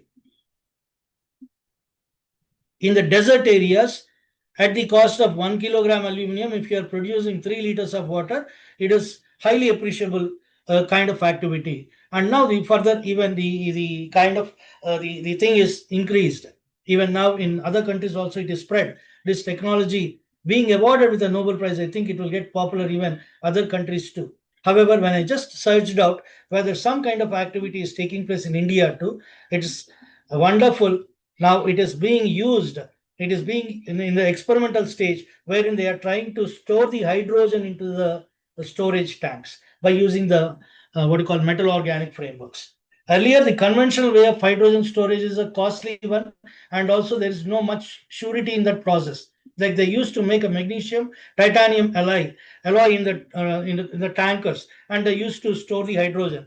But that is actually not said to be a safe one. It is not the robust way how you can store the hydrogen, and also it includes it includes high expenses because of what? Because of the titanium being used as one of the elements in the magnesium titanium alloy. But nowadays they have replaced it with the metal organic framework. In some laboratories it is being conducted. Very soon it can come into the operation. Why? Because hydrogen is considered to be the best fuel. It is something which is wonderful, which can reduce the environmental pollution and is very cost effective when compared to petrol. At low expense, you can carry out the hydrogen refuel into your fill up into the cars, and then automobiles can be used rampantly wherever you want to use. So if it is available at a cheaper cost, then definitely it will be a suitable alternative for the environmental lovers. Keeping it aside, methane, which is supposed to be much efficient when compared to the petroleum, also is said to be cost effective. That can also be stored in the metal organic frameworks. Apart from these two gases, the metal organic framework is also used to generate the electrical conductivity too. So therefore, like a photoelectric effect and all that, that kind of the activities can be carried out by the metal organic compounds because they have that crystalline structure with a lot of voids. By excitation of the electrons, you can make the electron move from one particular site to another particular site. Moving of the charges itself, we call it as conductivity. So therefore, even the kind of experiments are being carried out with the MOF in the electrical fields too in India. So even in India, the much experimentation is being carried out in the MOF. Already it has started. Now it sometime very soon we may listen to these good news is that the hydrogen can be stored, which can be used as a fuel. So with that, with a good note, I try to conclude this session, and I'll welcome you all in order to share your views on the presentation as well as whatever the discussion that went on as of now. Thank you so much, sir, for insightful presentation. Welcome, Amma. Now let's take questions and reflections. If anyone would like to share your reflections, thoughts, or questions, sir please. Thank you Maddali గారు. అసలు మీరేంటి sir అసలు ఇట్లా చెప్తారు మీరు? I thought చాలా చాలా beginning stage లో చెప్తారు అనుకున్నా. You went very deep sir. Actually అంటే ఇది యూనివర్సిటీ స్టూడెంట్స్ కూడా ఉపయోగపడుతుంది. We have to at least share such అంత డీప్ అండ్ అండర్స్టాండింగ్ ఆఫ్ ఎంఓఎఫ్స్ ని మీరు తీసుకొని వచ్చారు. అంటే ఒక స్టేజ్ లో అబౌవ్ హెడ్ వెళ్ళిపోయింది నాకు. అంటే మీరు చెప్పేవన్నీ కూడా చదివాము. హిమోగ్లోబిన్ కావచ్చు అండ్ యూనో క్లోరోఫిల్ మాలిక్యూల్ ఇవన్నీ కూడా, ఈవెన్ సైనోకోబాలమైన్ సైనైడ్ ఉంటుంది మధ్యలో, చుట్టూ పోర్ఫైరిన్ రింగ్ ఉంటుంది. So but at one stage it went very deep. Actual చాలా బాగా చెప్పారు మీరు. బట్ నాకు ఒక రీసెంట్ గా నేను when I'm going through this second world war ఇవన్నీ చూస్తున్నప్పుడు జపాన్ కంటే కూడా అమెరికా వాజ్ హైలీ మెటల్స్ విషయంలో చాలా ఫార్వర్డ్ ఉంది, మెటల్స్ ప్రొడక్షన్ విషయంలో. అంటే actually there is no point for America to drop a bomb on Japan, because Japan అసలు అమెరికాకు ఎట్టి పరిస్థితులలో కూడా సమూచి కాదు. అయినా కూడా బాంబ్ వేసింది. It's different issue. Because war టైంలో we need more metals, like to make guns కావచ్చు, అల్యూమినియం ఫర్ బాంబ్స్ కావచ్చు, ఇవన్నీ కూడా కాపర్ అన్ని. అదొకటైతే మళ్ళీ ఐ సర్చ్డ్ ఫర్ ఈ క్రూసైడ్స్ జరిగిన తర్వాత అక్కడ ఆ కంట్రీస్లలో, యూరోపియన్ కంట్రీస్లలో లోహాలు ఫస్ట్ వాళ్ళ చేతికి అందడం అనేది, వాళ్ళు అందినప్పుడు వాళ్ళు చేసిన పని ఏంటంటే, ఈ నెదర్లాండ్స్ తర్వాత ఇవన్నీ కూడా పోర్చుగీస్ ఇవన్నీ కూడా they started producing lot many steamers, ఓడలు, షిప్స్ ఇవన్నీ డెవలప్ చేసుకున్నారు. From where the culture has, అంటే వాళ్ళకి అక్కడి నుంచి, అందుకే వాస్కో డి గామా వచ్చాడు, కొలంబస్ వచ్చాడు, వీళ్ళందరికీ రావడానికి బేసిక్ గా ఆ టైంలో లోహాలు కనుక్కోవడము, వాటిని ఎలా యూజ్ చేయాలి, ఆర్కిమిడీస్ వచ్చేసి దాన్ని ప్లవన సూత్రాలు కావచ్చు ఇవన్నీ ఎలా తేలుతుంది అంత పెద్ద ఓడ అనేది, it's all everything science that came after invention of లోహాలు, వాటిని పవర్ఫుల్ గా యూజ్ చేయడం. When I started searching in Google Earth, Netherlands and పోర్చుగీస్కి వెళ్తే ఆ వీటిలలో సార్, అంటే just I'm saying from Google Earth, అసలు ఆ సముద్రం యొక్క అంచుల మీద నుంచి చూస్తే కొన్ని వందల షిప్స్ ఉన్నాయి. Not one or maybe thousands లో ఉన్నాయి. వాళ్ళు ఎట్లా ప్రొడ్యూస్ చేశారు అంత, అంటే వీ డో నాట్ నో వాళ్ళు ఎంత రిచ్ వాళ్ళు అనేది. From the way they produce the things in very very huge quantities లో I observed. And moreover even cars కూడా, ఒక చోట కార్స్ జస్ట్ నిలబడి ఉన్నాయి. ఐ జస్ట్ ఇమాజిన్ ఒక 5,000 కార్స్ అక్కడ అలా నిలబడుకున్నాయి జస్ట్ ఆ దగ్గర. అంటే జస్ట్ అలా పెట్టారు వాళ్ళు అంతే, ఒక చోట పెట్టారు. ఈ కైండ్ ఆఫ్ థింగ్స్ అంటే వాళ్ళు ఇంత పెద్దగా హ్యూజ్ గా, maybe 5,000, maybe less number, maybe more than that also. So ఇంత హ్యూజ్ ప్రొడక్షన్స్ రావడానికి కారణము లోహాల మీద గ్రిప్ రావడము. సో ఇప్పుడు maybe this turn which is MOF, I think the future of the world is of the country which controls the MOFs. Yes, sir. దాని production కావచ్చు, దాని ఇది కావచ్చు, దాని ఇప్పుడు మీరు చెప్తుంటే కార్స్ కూడా రేపొద్దున ఎంఓఎఫ్స్ తోటి రావచ్చు. అండ్ ఎవ్రీథింగ్, కార్స్ దగ్గర నుంచి హైడ్రోజన్ ఫ్యూయల్ గా యూజ్ చేసుకోవడము, ఎడారుల్లో నీళ్లు దొరకడం దగ్గర నుంచి వాటర్, అంటే వీటి యొక్క అప్లికేషన్స్ హ్యూజ్ గా రాబోతున్నాయి. కాబట్టి the country which produces more MOFs is going to rule the world ఏమో అని అనిపిస్తుంది. అంటే when we see the history of the world, the country with more metallic productions has ruled. Now America is ruling the world. అట్లాగే రేపొద్దున MOFs. So I think this is the right time for India, or at least Asian countries, anything, to concentrate on production of MOF. As you were saying, happy news that India is trying to do some good ఈ విషయంలో. But I think this is a phenomenal discovery in the total, అంటే maybe ఒక humanity ఇంకో step వేసిందేమో అవును sir, ఈ discovery it's ద్వారా. a leap forward. It's a very big leap, quantum leap actually. It's wonderful. Quantum leap, yes. So that it may be going to have a huge impact. Maybe అవును సార్. world wars దాంతోటే start అవుతాయేమో. The one with more M.O.F controlled can become a super power. అట్లా అనిపించింది. And more over I have one question ఏంటంటే, just this is what మీ విన్న తర్వాత I thought so many thoughts. I just try to put on one, ఒక చెప్దాం అనుకున్నాను. రెండోది ఏంటంటే, నా క్వశ్చన్ ఏంటంటే, డిస్పాచ్ ఆఫ్ దిస్ ఎంఓఎఫ్స్ ఏంటి అంటే దాని గురించి కూడా. ఇప్పుడు మనం ప్లాస్టిక్ డిస్పాచ్ చేయాలంటే దాన్ని బయోడిగ్రేడబుల్ చేయాలి అంటున్నాం. సో వాటి గురించి ఏమన్నా ఉందా అంటే యాక్చువల్ గా బయోడిగ్రేడబుల్ ఒకటేంటంటే we are not adding any disadvantage to the nature by using metal organic framework. Whatever the chemical components that are present already in the nature, those things we are making use of, and we are not adding anything to the nature. That is one thing. This metal organic, suppose if you take terephthalic acid separately, మీకు అది 1,4 benzene dicarboxylic acid ఉంది కదండి, అది కనుక మీరు సపరేట్గా తీసుకుంటే it is an acid actually. So మీకు పాలిమర్ ఇండస్ట్రీలో మీకు అది ఉపయోగిస్తారు, దాన్ని టెర్లీను ఇలాంటివి తయారు చేయడానికి.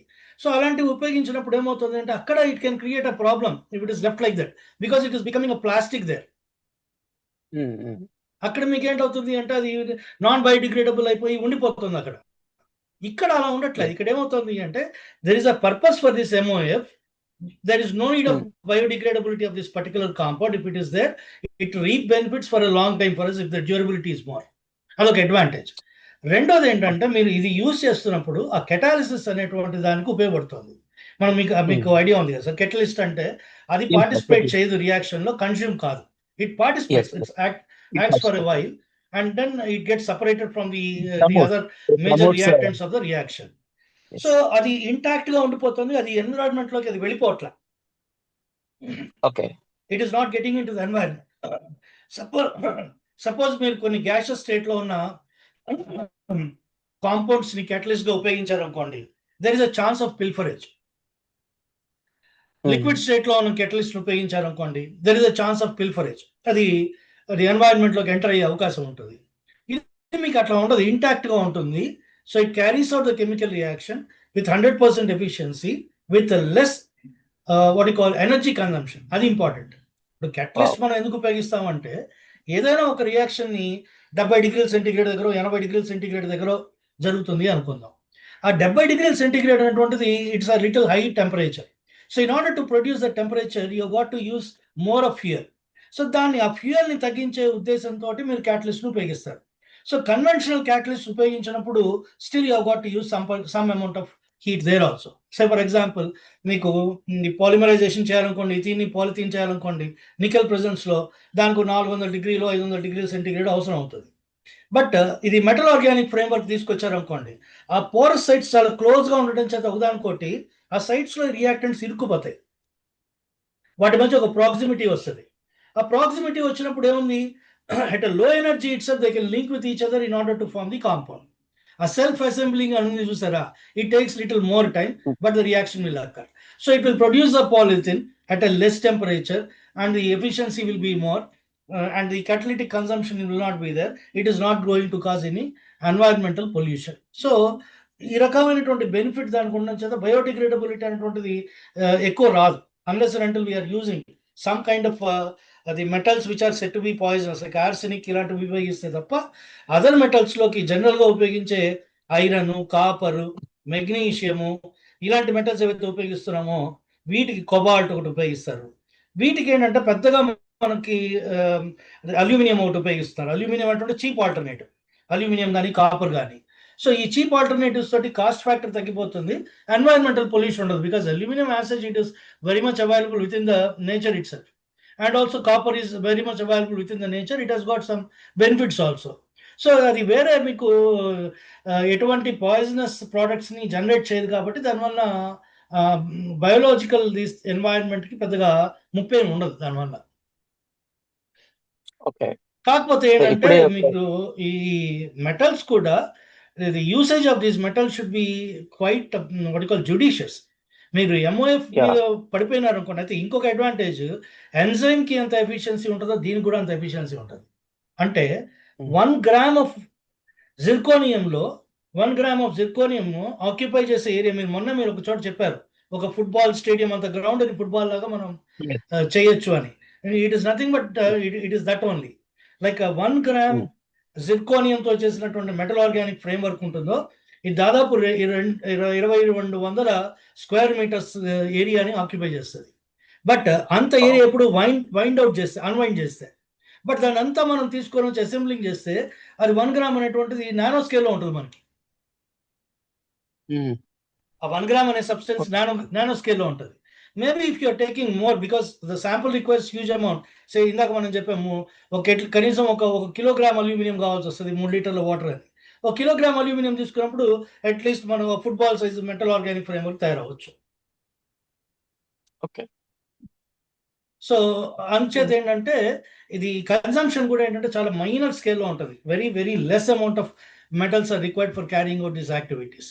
ఒక డ్రాప్ ఆఫ్ ఎంజైమ్ తీసుకుంటే, మనం ఎంజైమ్స్ మీరు ఇంటర్నేషనల్ యూనిట్స్ వాటిలో మనం ఇస్తాం కదా, దీంట్లో చూస్తే కూడా ఇంటర్నేషనల్ యూనిట్స్లో ఉంటుంది ఏ ఎంజైమ్ సిరప్లో వాటిలో చూసినప్పుడు. So very small amount of enzyme can carry out huge quantity of reaction like digestion and all that.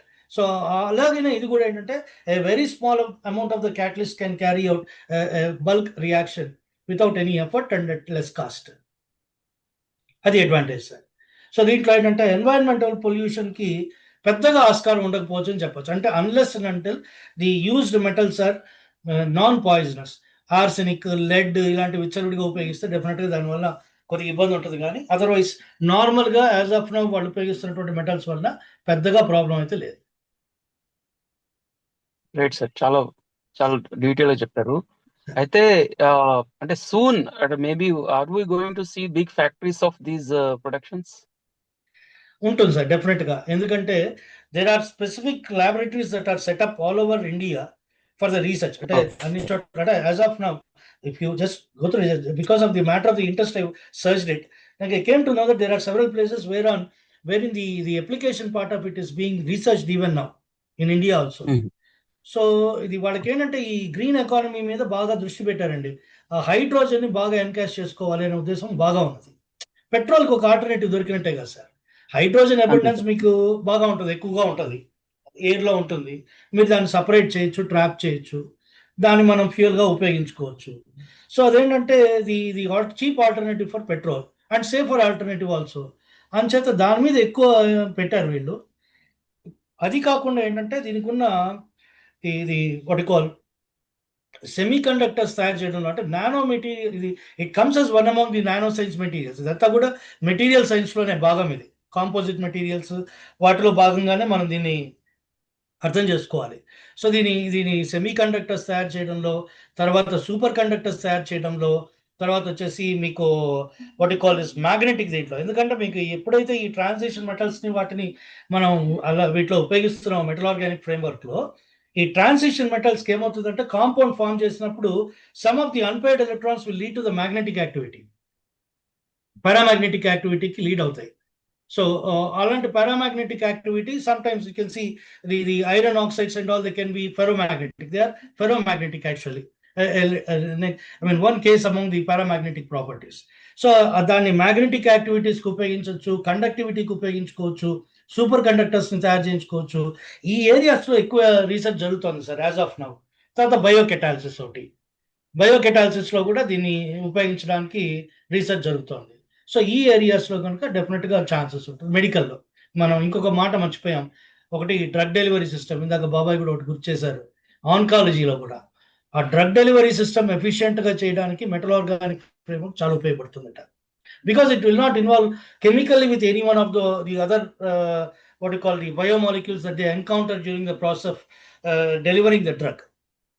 So ఇంకోటి ఏంటంటే సైట్ స్పెసిఫిక్గా ఫలానా చోట ఇది వాడాలి ఈ డ్రగ్ అంటే, ఫలానా ఇంత క్వాంటిటీ వాడాలి అంటే, ఈ drug delivery systems they are found to be quite efficient. నాకంటే దీంట్లో ఇంకొద్దిగా డెప్త్లోకి వెళ్ళలేకపోయాను కానీ, but I know little bit about the nano material, nano tubes that are used as drug delivery systems.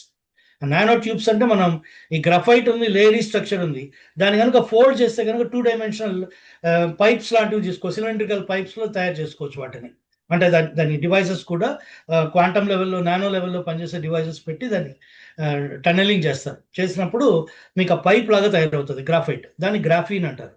ఈ గ్రాఫీన్ అనేటువంటిది ఏమవుతుందంటే that is used as a device for the drug delivery system. As of now in some of these countries it is being used. So ఆ drug delivery సిస్టమ్కి ఉపయోగించడానికి కూడా metal organic ఫ్రేమ్వర్క్ని ఇండియాలో ఇంకా research చేస్తూ ఉన్నారు.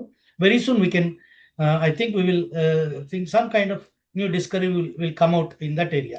And specifically even the organic in the application in the oncology parts, oncology lo kuda the cancer వాటిలో drug delivery సిస్టమ్కి కానీ లేకపోతే యాంటీ క్యాన్సర్స్ కానీ రెట్రోవైరల్ డ్రగ్స్గా కానీ వీటిని ఎందుకంటే మీరు ఆ మాలిక్యూల్లో మీకు కావాల్సిన ఫంక్షన్ గ్రూప్ని ఇంట్రడ్యూస్ చేసుకోవచ్చు. టెర్తాలిక్ యాసిడ్ అంటే COH గ్రూప్స్ బెంజిన్కి ఫస్ట్ పొజిషన్లో, ఫోర్త్ పొజిషన్లో ఉంటాయి. మిగతా 2, 3, 5, 6 పొజిషన్స్ ఎంటీగానే ఉన్నాయి. సో ఆ 4 పొజిషన్లు ఏవైతే ఖాళీగా ఉన్నాయో ఆ 4 పొజిషన్లో ఒక అమైనో గ్రూపో లేకపోతే డ్రగ్ స్పెసిఫిక్ ఇంకొక మాలిక్యూల్, ఇంకొక పర్టికులర్ ఫంక్షన్ గ్రూప్లో అక్కడ ఇంట్రడ్యూస్ చేయొచ్చు వాటిని. సో అప్పుడు ఏమవుతుంది, అది it can act like a drug to, it can act like a drug even in specific conditions. మీకు ఫుల్రీన్ ఉపయోగించే రెట్రోవైరల్ డ్రగ్స్ తయారు చేశారు కదా, సేమ్ వే అదే రకంగా ఇక్కడ కూడా ఉపయోగపడవచ్చు. And fullerene is being made use even in the oncology too. Fullerene తోటి సూపర్ కండక్టర్స్ ఎలా తయారు చేస్తారు, సేమ్ ఫుల్రీన్ అంటే అది ఫుట్బాల్ షేప్లో ఉండేటువంటి కార్బన్ ఎలోట్రోప్, దాన్ని ఉపయోగించి సూపర్ కండక్టర్స్ తయారు చేయడము, తర్వాత రెట్రోవైరల్ డ్రగ్స్ తయారు చేయడం, వీటన్నిటిలో దాన్ని ఉపయోగిస్తున్నారు. Same way this also can be used in application in medicine too. So medical అప్లికేషన్కి దీని ఇంకా అది కూడా రీసెర్చ్లో నడుస్తుంది as of now. It is in the India along with, I think in collaboration with some European countries they are doing that. Thank you, sir. Any questions? Thank you, sir. Savitri ma'am.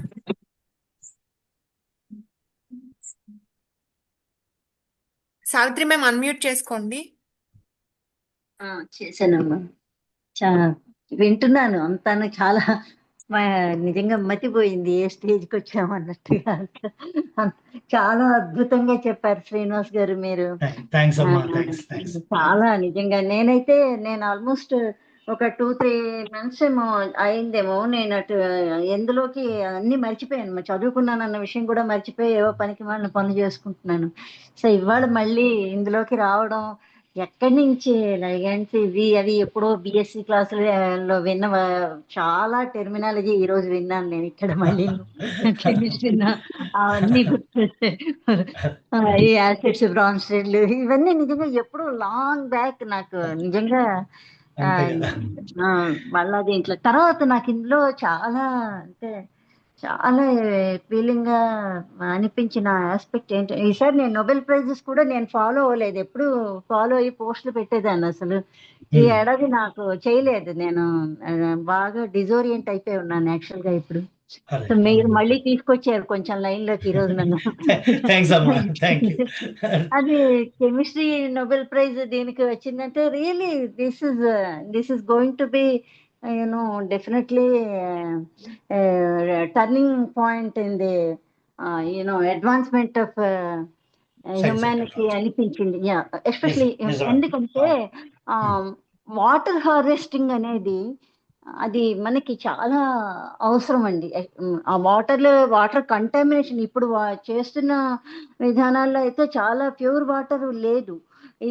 దీంతో ఇది cost effective system, more efficient కాబట్టి దీంతో ఏంటంటే comparative గా మనం contamination levels బాగా తగ్గించుకొని చేసేటటువంటి వాటర్ స్కేర్స్ రీజియన్స్ లోని దీన్ని బాగా మీరు చెప్తుంటే నాకు ఐడియా వచ్చింది. ఇప్పుడు నల్గొండ, మహబూబ్ నగర్ లాంటి ఏరియాస్ లో ఈ ల్యాండ్ వాటర్ కనుక ఉపయోగిస్తే మీకు అదేమవుతుంది, that will cause like fluorosis ఇలాంటివన్నీ వచ్చే అవకాశం ఉన్నది అక్కడ ఉన్నది.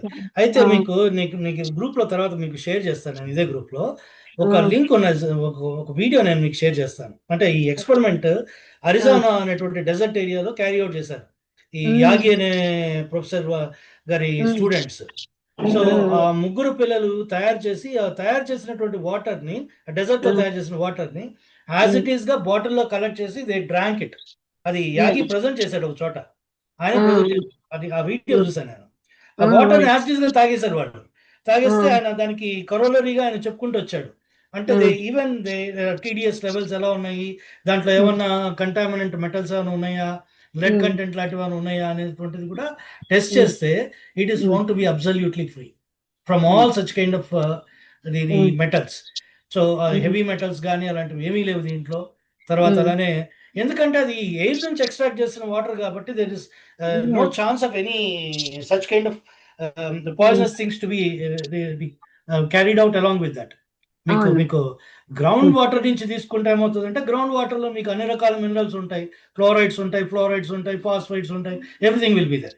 సో ఇక్కడ ఏమవుతుందంటే మీకు కంటామినేషన్ ఉండే అవకాశం ఉంటుంది. కానీ ఎయిర్ నుంచి మీరు వాటర్ ని తీసుకున్నప్పుడు ఏమవుతుందంటే it will be a pure form of water actually, like ice is said to be the purest form of water. Besides that ఏమవుతుందంటే గ్రౌండ్ వాటర్ ఎక్స్ట్రాక్షన్ కి వచ్చేసరికి మీకు ఏమవుతుందంటే అఫ్లెట్ దాన్ని చాలా అంటే లిమిట్లెస్ ఎక్స్ట్రాక్షన్ అయిపోయిందండి. అయిపోయి ఇప్పుడు గ్రౌండ్ వాటర్ లెవెల్స్ ఏమో చాలా బాగా పడి చాలా డిప్లీషన్ వచ్చేసింది దానికి కూడాను. హలో అంచేత దేనికైనా ఇప్పుడు మనకి అవైలబుల్ రిసోర్సెస్ మీకు ఏ మేరకి మనం వాటిని వాడుకోవచ్చు అన్న అవగాహన లేకుండా వాడేస్తున్నాం కదా. సర్ఫేస్ వాటర్ చాలా కంటెంట్ మనకి పర్సంటేజ్ చాలా తక్కువ అసలు ఉన్నది. ఇప్పుడు ఇట్లా మనకి అంటే ఇది to what extent this is going to be you know really useful and comes in to use అన్నది మనం ఇవాళ మనం చెప్పలేకపోవచ్చు. కానీ నాకు అనిపిస్తుంది ఎస్పెషలీ ఇప్పుడు మనం సీ వాటర్ ఎక్కువగా ఓషన్స్ అవి ఉన్న ఏరియాస్ లో గనక చాలా మీకు ఉంటది కదా హ్యూమిడిటీ పర్సంటేజ్ అదిను.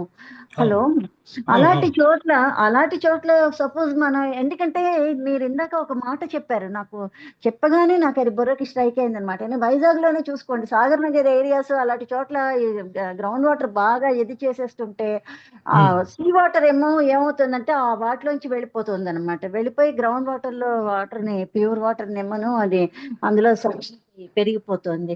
సో ఇట్లాంటి చోట్ల హ్యూమిడ్ వెదర్ బాగా ఉన్న చోట కొంచెం మనం కాస్ట్ ఎఫెక్టివ్ మెకానిజం లో కనుక ఈ రకంగా మనం వాటర్ మనం ఏంటంటే హార్వెస్టింగ్ కనుక చెయ్యగలిగితే అదేంటే ఏమవుతుందంటే డెఫినెట్ గా దాన్ని యూ కెన్ స్టోర్ ఇట్. చేసినాక ఎక్కువగా హ్యూమిడిటీ ఉన్నప్పుడు తీసుకొని దాన్ని స్టోర్ చేసి ఇప్పుడు రెయిన్ వాటర్ హార్వెస్టింగ్ ఎలా చేస్తున్నామో ఇలాగా.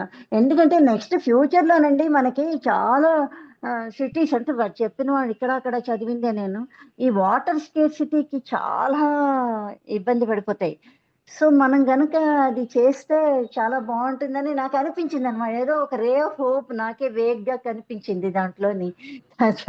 నెక్స్ట్ మీరు చెప్పింది నాకు చాలా ఆసక్తి కలిగించిన అంశం ఏంటంటే కండక్టివిటీ, సెమీ కండక్టివిటీ. ఫైనల్ గా మీరు ఇంకో మాట చెప్పారు అందులోనే, ఇప్పుడు ఈ అన్పేర్డ్ ఎలక్ట్రాన్స్ లోని మీకు ఏంటంటే పారామాగ్నెటిక్ మెటీరియల్స్ కూడా తయారవుతున్నాయి అన్నట్టుగా మీరు చెప్పారు కదా. వాళ్ళ బై ప్రోడక్ట్ కింద మీకు you will get some paramagnetic materials కూడా అన్నారు. సో ఆ paramagnetic materials they have their applications two అండి, చాలా ఉన్నాయి పారామాగ్నెటిక్ మెటీరియల్స్. సో ఆ రకంగా కూడా చూసినా నాకేంటంటే ఎందుకో ఇది చూసి సడన్ గా it's a boon to humanity అన్నట్టుగా నాకు ఆ ఫీల్ వచ్చింది అనమాట. మేబీ ఇంకా 2-3 నెలల తర్వాత మళ్ళీ నేను ఈ సైన్స్ ట్రాప్ లోకి రావడం వల్ల ఎక్సైట్మెంట్, లేకపోతే నిజంగా ఈ నోబెల్ ప్రైజెస్ నేను ఏమీ ఫాలో అవ్వలేదు నిజంగా, దానివల్ల ఏదో. కానీ ఇవన్నీ వింటే నాకు మాత్రం చాలా ఎక్సైటింగ్ గా బిఎస్సి ఫైనల్ ఇయర్ క్లాస్ లో కూర్చున్న సెకండ్ ఇయర్ క్లాస్ లోనో ఉన్న స్టూడెంట్ లాగా అనిపించేసింది నా మనసు. చాలా తెలుసుకోవాలనుకోండి దీని గురించి, నాకు తెలిసింది చాలా తక్కువ ఇంకా. కానీ but really wonderful presentation you gave, really very informative and enlightening for me especially. Thank you so much అండి. Thank you. Thank you ma'am. ఇంకా ఎవరైనా రిఫ్లెక్షన్స్ కానీ క్వశ్చన్స్ కానీ ఉంటే శ్రీనివాస్ గారు, రంగారావు సార్,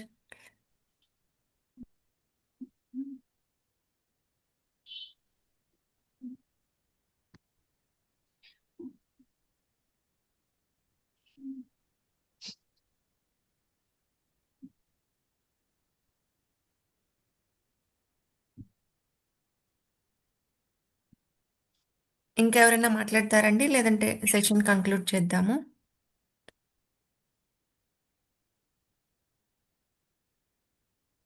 శ్రీనివాసరావు గారు, రంగారావు గారు, మీరు జస్ట్ మాట్లాడతారా? అంటే జస్ట్ డిస్కషన్, జస్ట్ హ్యాపీగా మీరు చెప్పినా పర్లేదు సార్.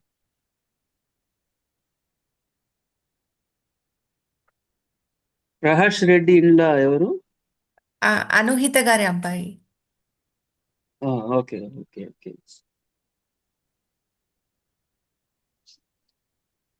శ్రీనివాసరావు గారు కానీ శ్రీనివాసరావు గారు, we want to hear your voice. మాట్లాడాలి అనుకుంటే అన్మ్యూట్ చేసుకోండి, మ్యూట్ లో ఉన్నారు అందరు.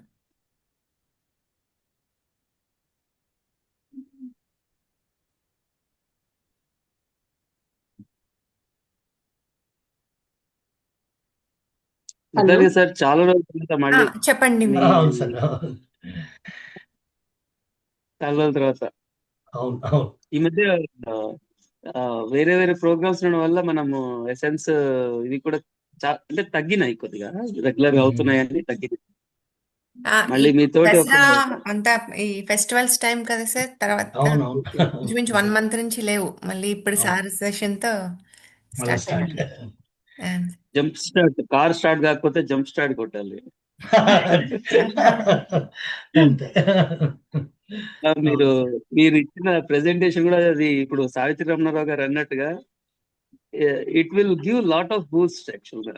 అంటే మనము సైన్స్ చదివినాము, అవన్నీ కొద్దిగా ఎటో వెనకాల పడిపోతుంటాయి బ్రెయిన్ లో. ముందుకు దూసుకొని వస్తే మళ్ళీ పోయి చదవాలన్నంత ఆవేశం వస్తూ ఉంటది. నిజమేనండి. అసలు నేను అనుకోవడం ఇది మెడికల్ ఫీల్డ్ లో కూడా డెఫినెట్ గా, ఎందుకంటే ఆయనే చెప్పారు, శ్రీనివాస్ గారే చెప్పారు, ఇప్పుడు క్యాటలిస్ట్ అనేది అది doesn't take any participate in the reaction, కాబట్టి తర్వాత ఒక స్టేజ్ లోనేమో ఎగ్జాప్షన్, తర్వాత ఏమో డిసాప్షన్ రెండు అవుతుంది. కాబట్టి మీకు ఏంటంటే ఎక్కువగా పొల్యూట్ చేసే అంశాలు ఏమీ లేవు. అంటే బాడీలో కూడా మీరు అవి యూజ్ చేసినప్పుడు, అట్లాంటి రియాక్షన్స్ యూజ్ చేసినప్పుడు మీకు డెఫినెట్ గా system, human system, living system అదేమీ పెద్దగా ఎఫెక్ట్ అవ్వదు. కాబట్టి definitely I feel it finds wide range of applications even in medical field అని ఐ ఫోర్సీ అంతే. అవును మేడం, ఆల్రెడీ చాలా రీసెర్చ్ జరుగుతుంది దాని మీద.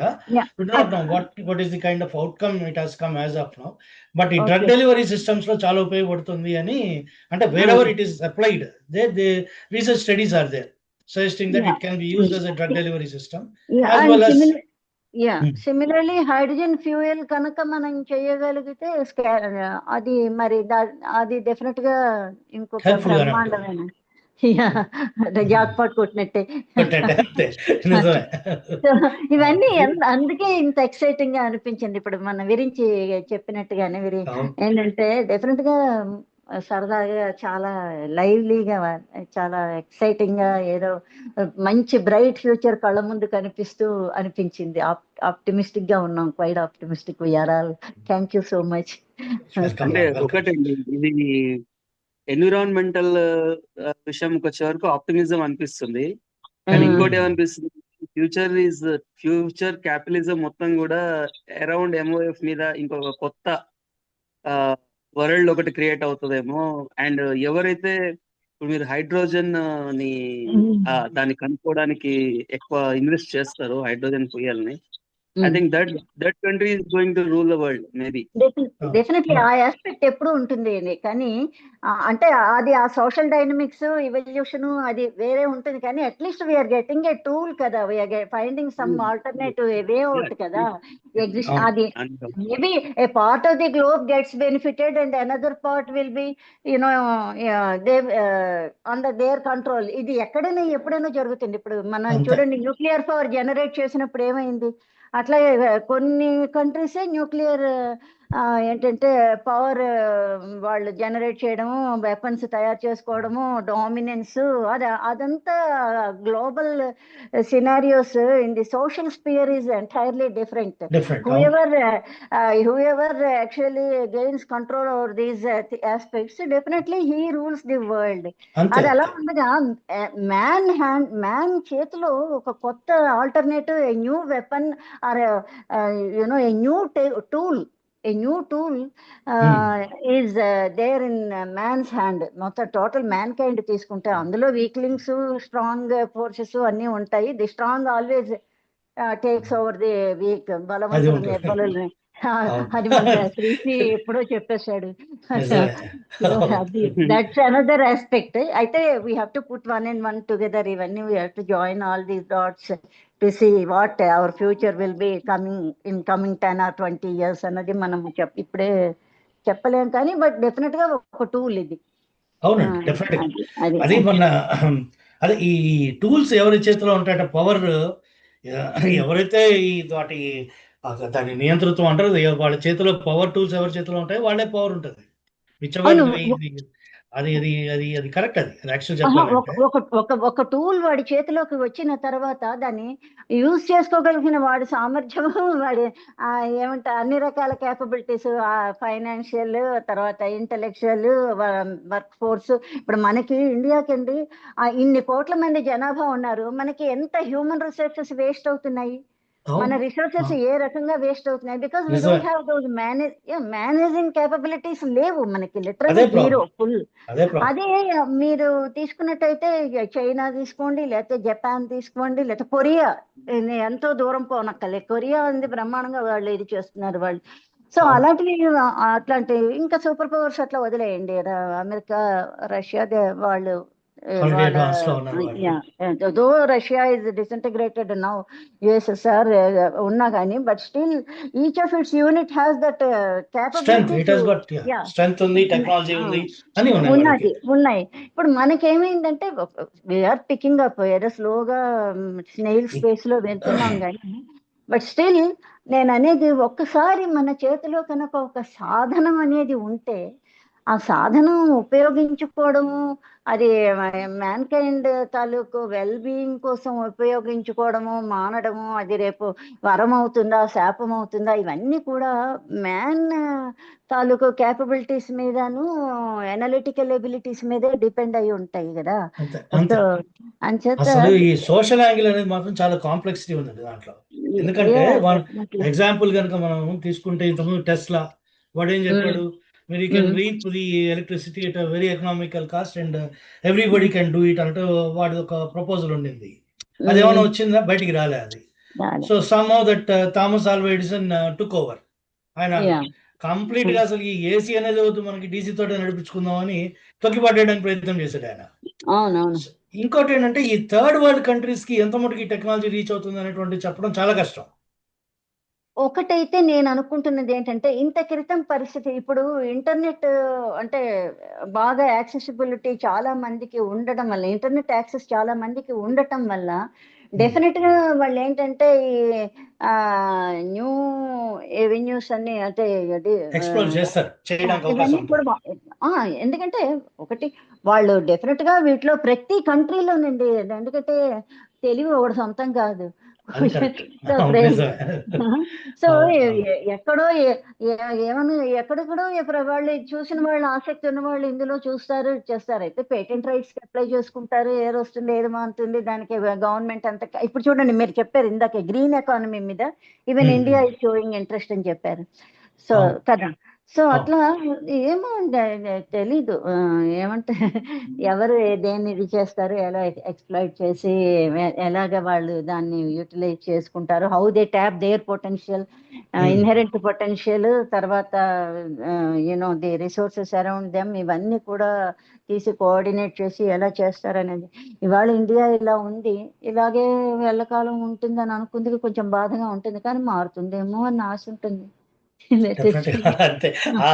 అదైతే పెట్టుకోవాల్సిందే, నందో రాజా భవిష్యత్తు అని. అది thank you. Thank you ma'am. Thank you. Sir conclude చేద్దామా సార్? Ah, టైం కూడా అవుతుంది. yeah, yeah. Once again thank you so much sir. Excellent Welcome, presentation. welcome. Thank you and so రించి much. సార్ అండ్ ఎస్పెషల్లీ మన Savitri Ramanarao ma'am wonderful reflections. Thank you ma'am. Thank you. Thank you. Ratna గారు please give out of thanks. Good evening, everyone. We have come to the end of a wonderful and informative session. On behalf of the Essence Group, I sincerely thank Sri Srinivas garu for his excellent presentation on organometallic frameworks, a topic related to the 2025 Nobel Prize in Chemistry. Your examples and explanations truly helped us learn something new today. Thank you very much for sharing time and knowledge with us. I also thank all the participants who joined us this evening with great interest. And finally, my thanks to all the Essence Group members for their teamwork and efforts in planning hosting today's program. Thank you once again, sir. And thank you everyone for being with us today. Have a pleasant evening. Thank you. Welcome. Thank you Ratna గారు. Thank you sir. Thank you all. Thanks, Amma. Thank Thanks. You Amma. All. Good night. Thank you. Good night, Amma. Night. Good.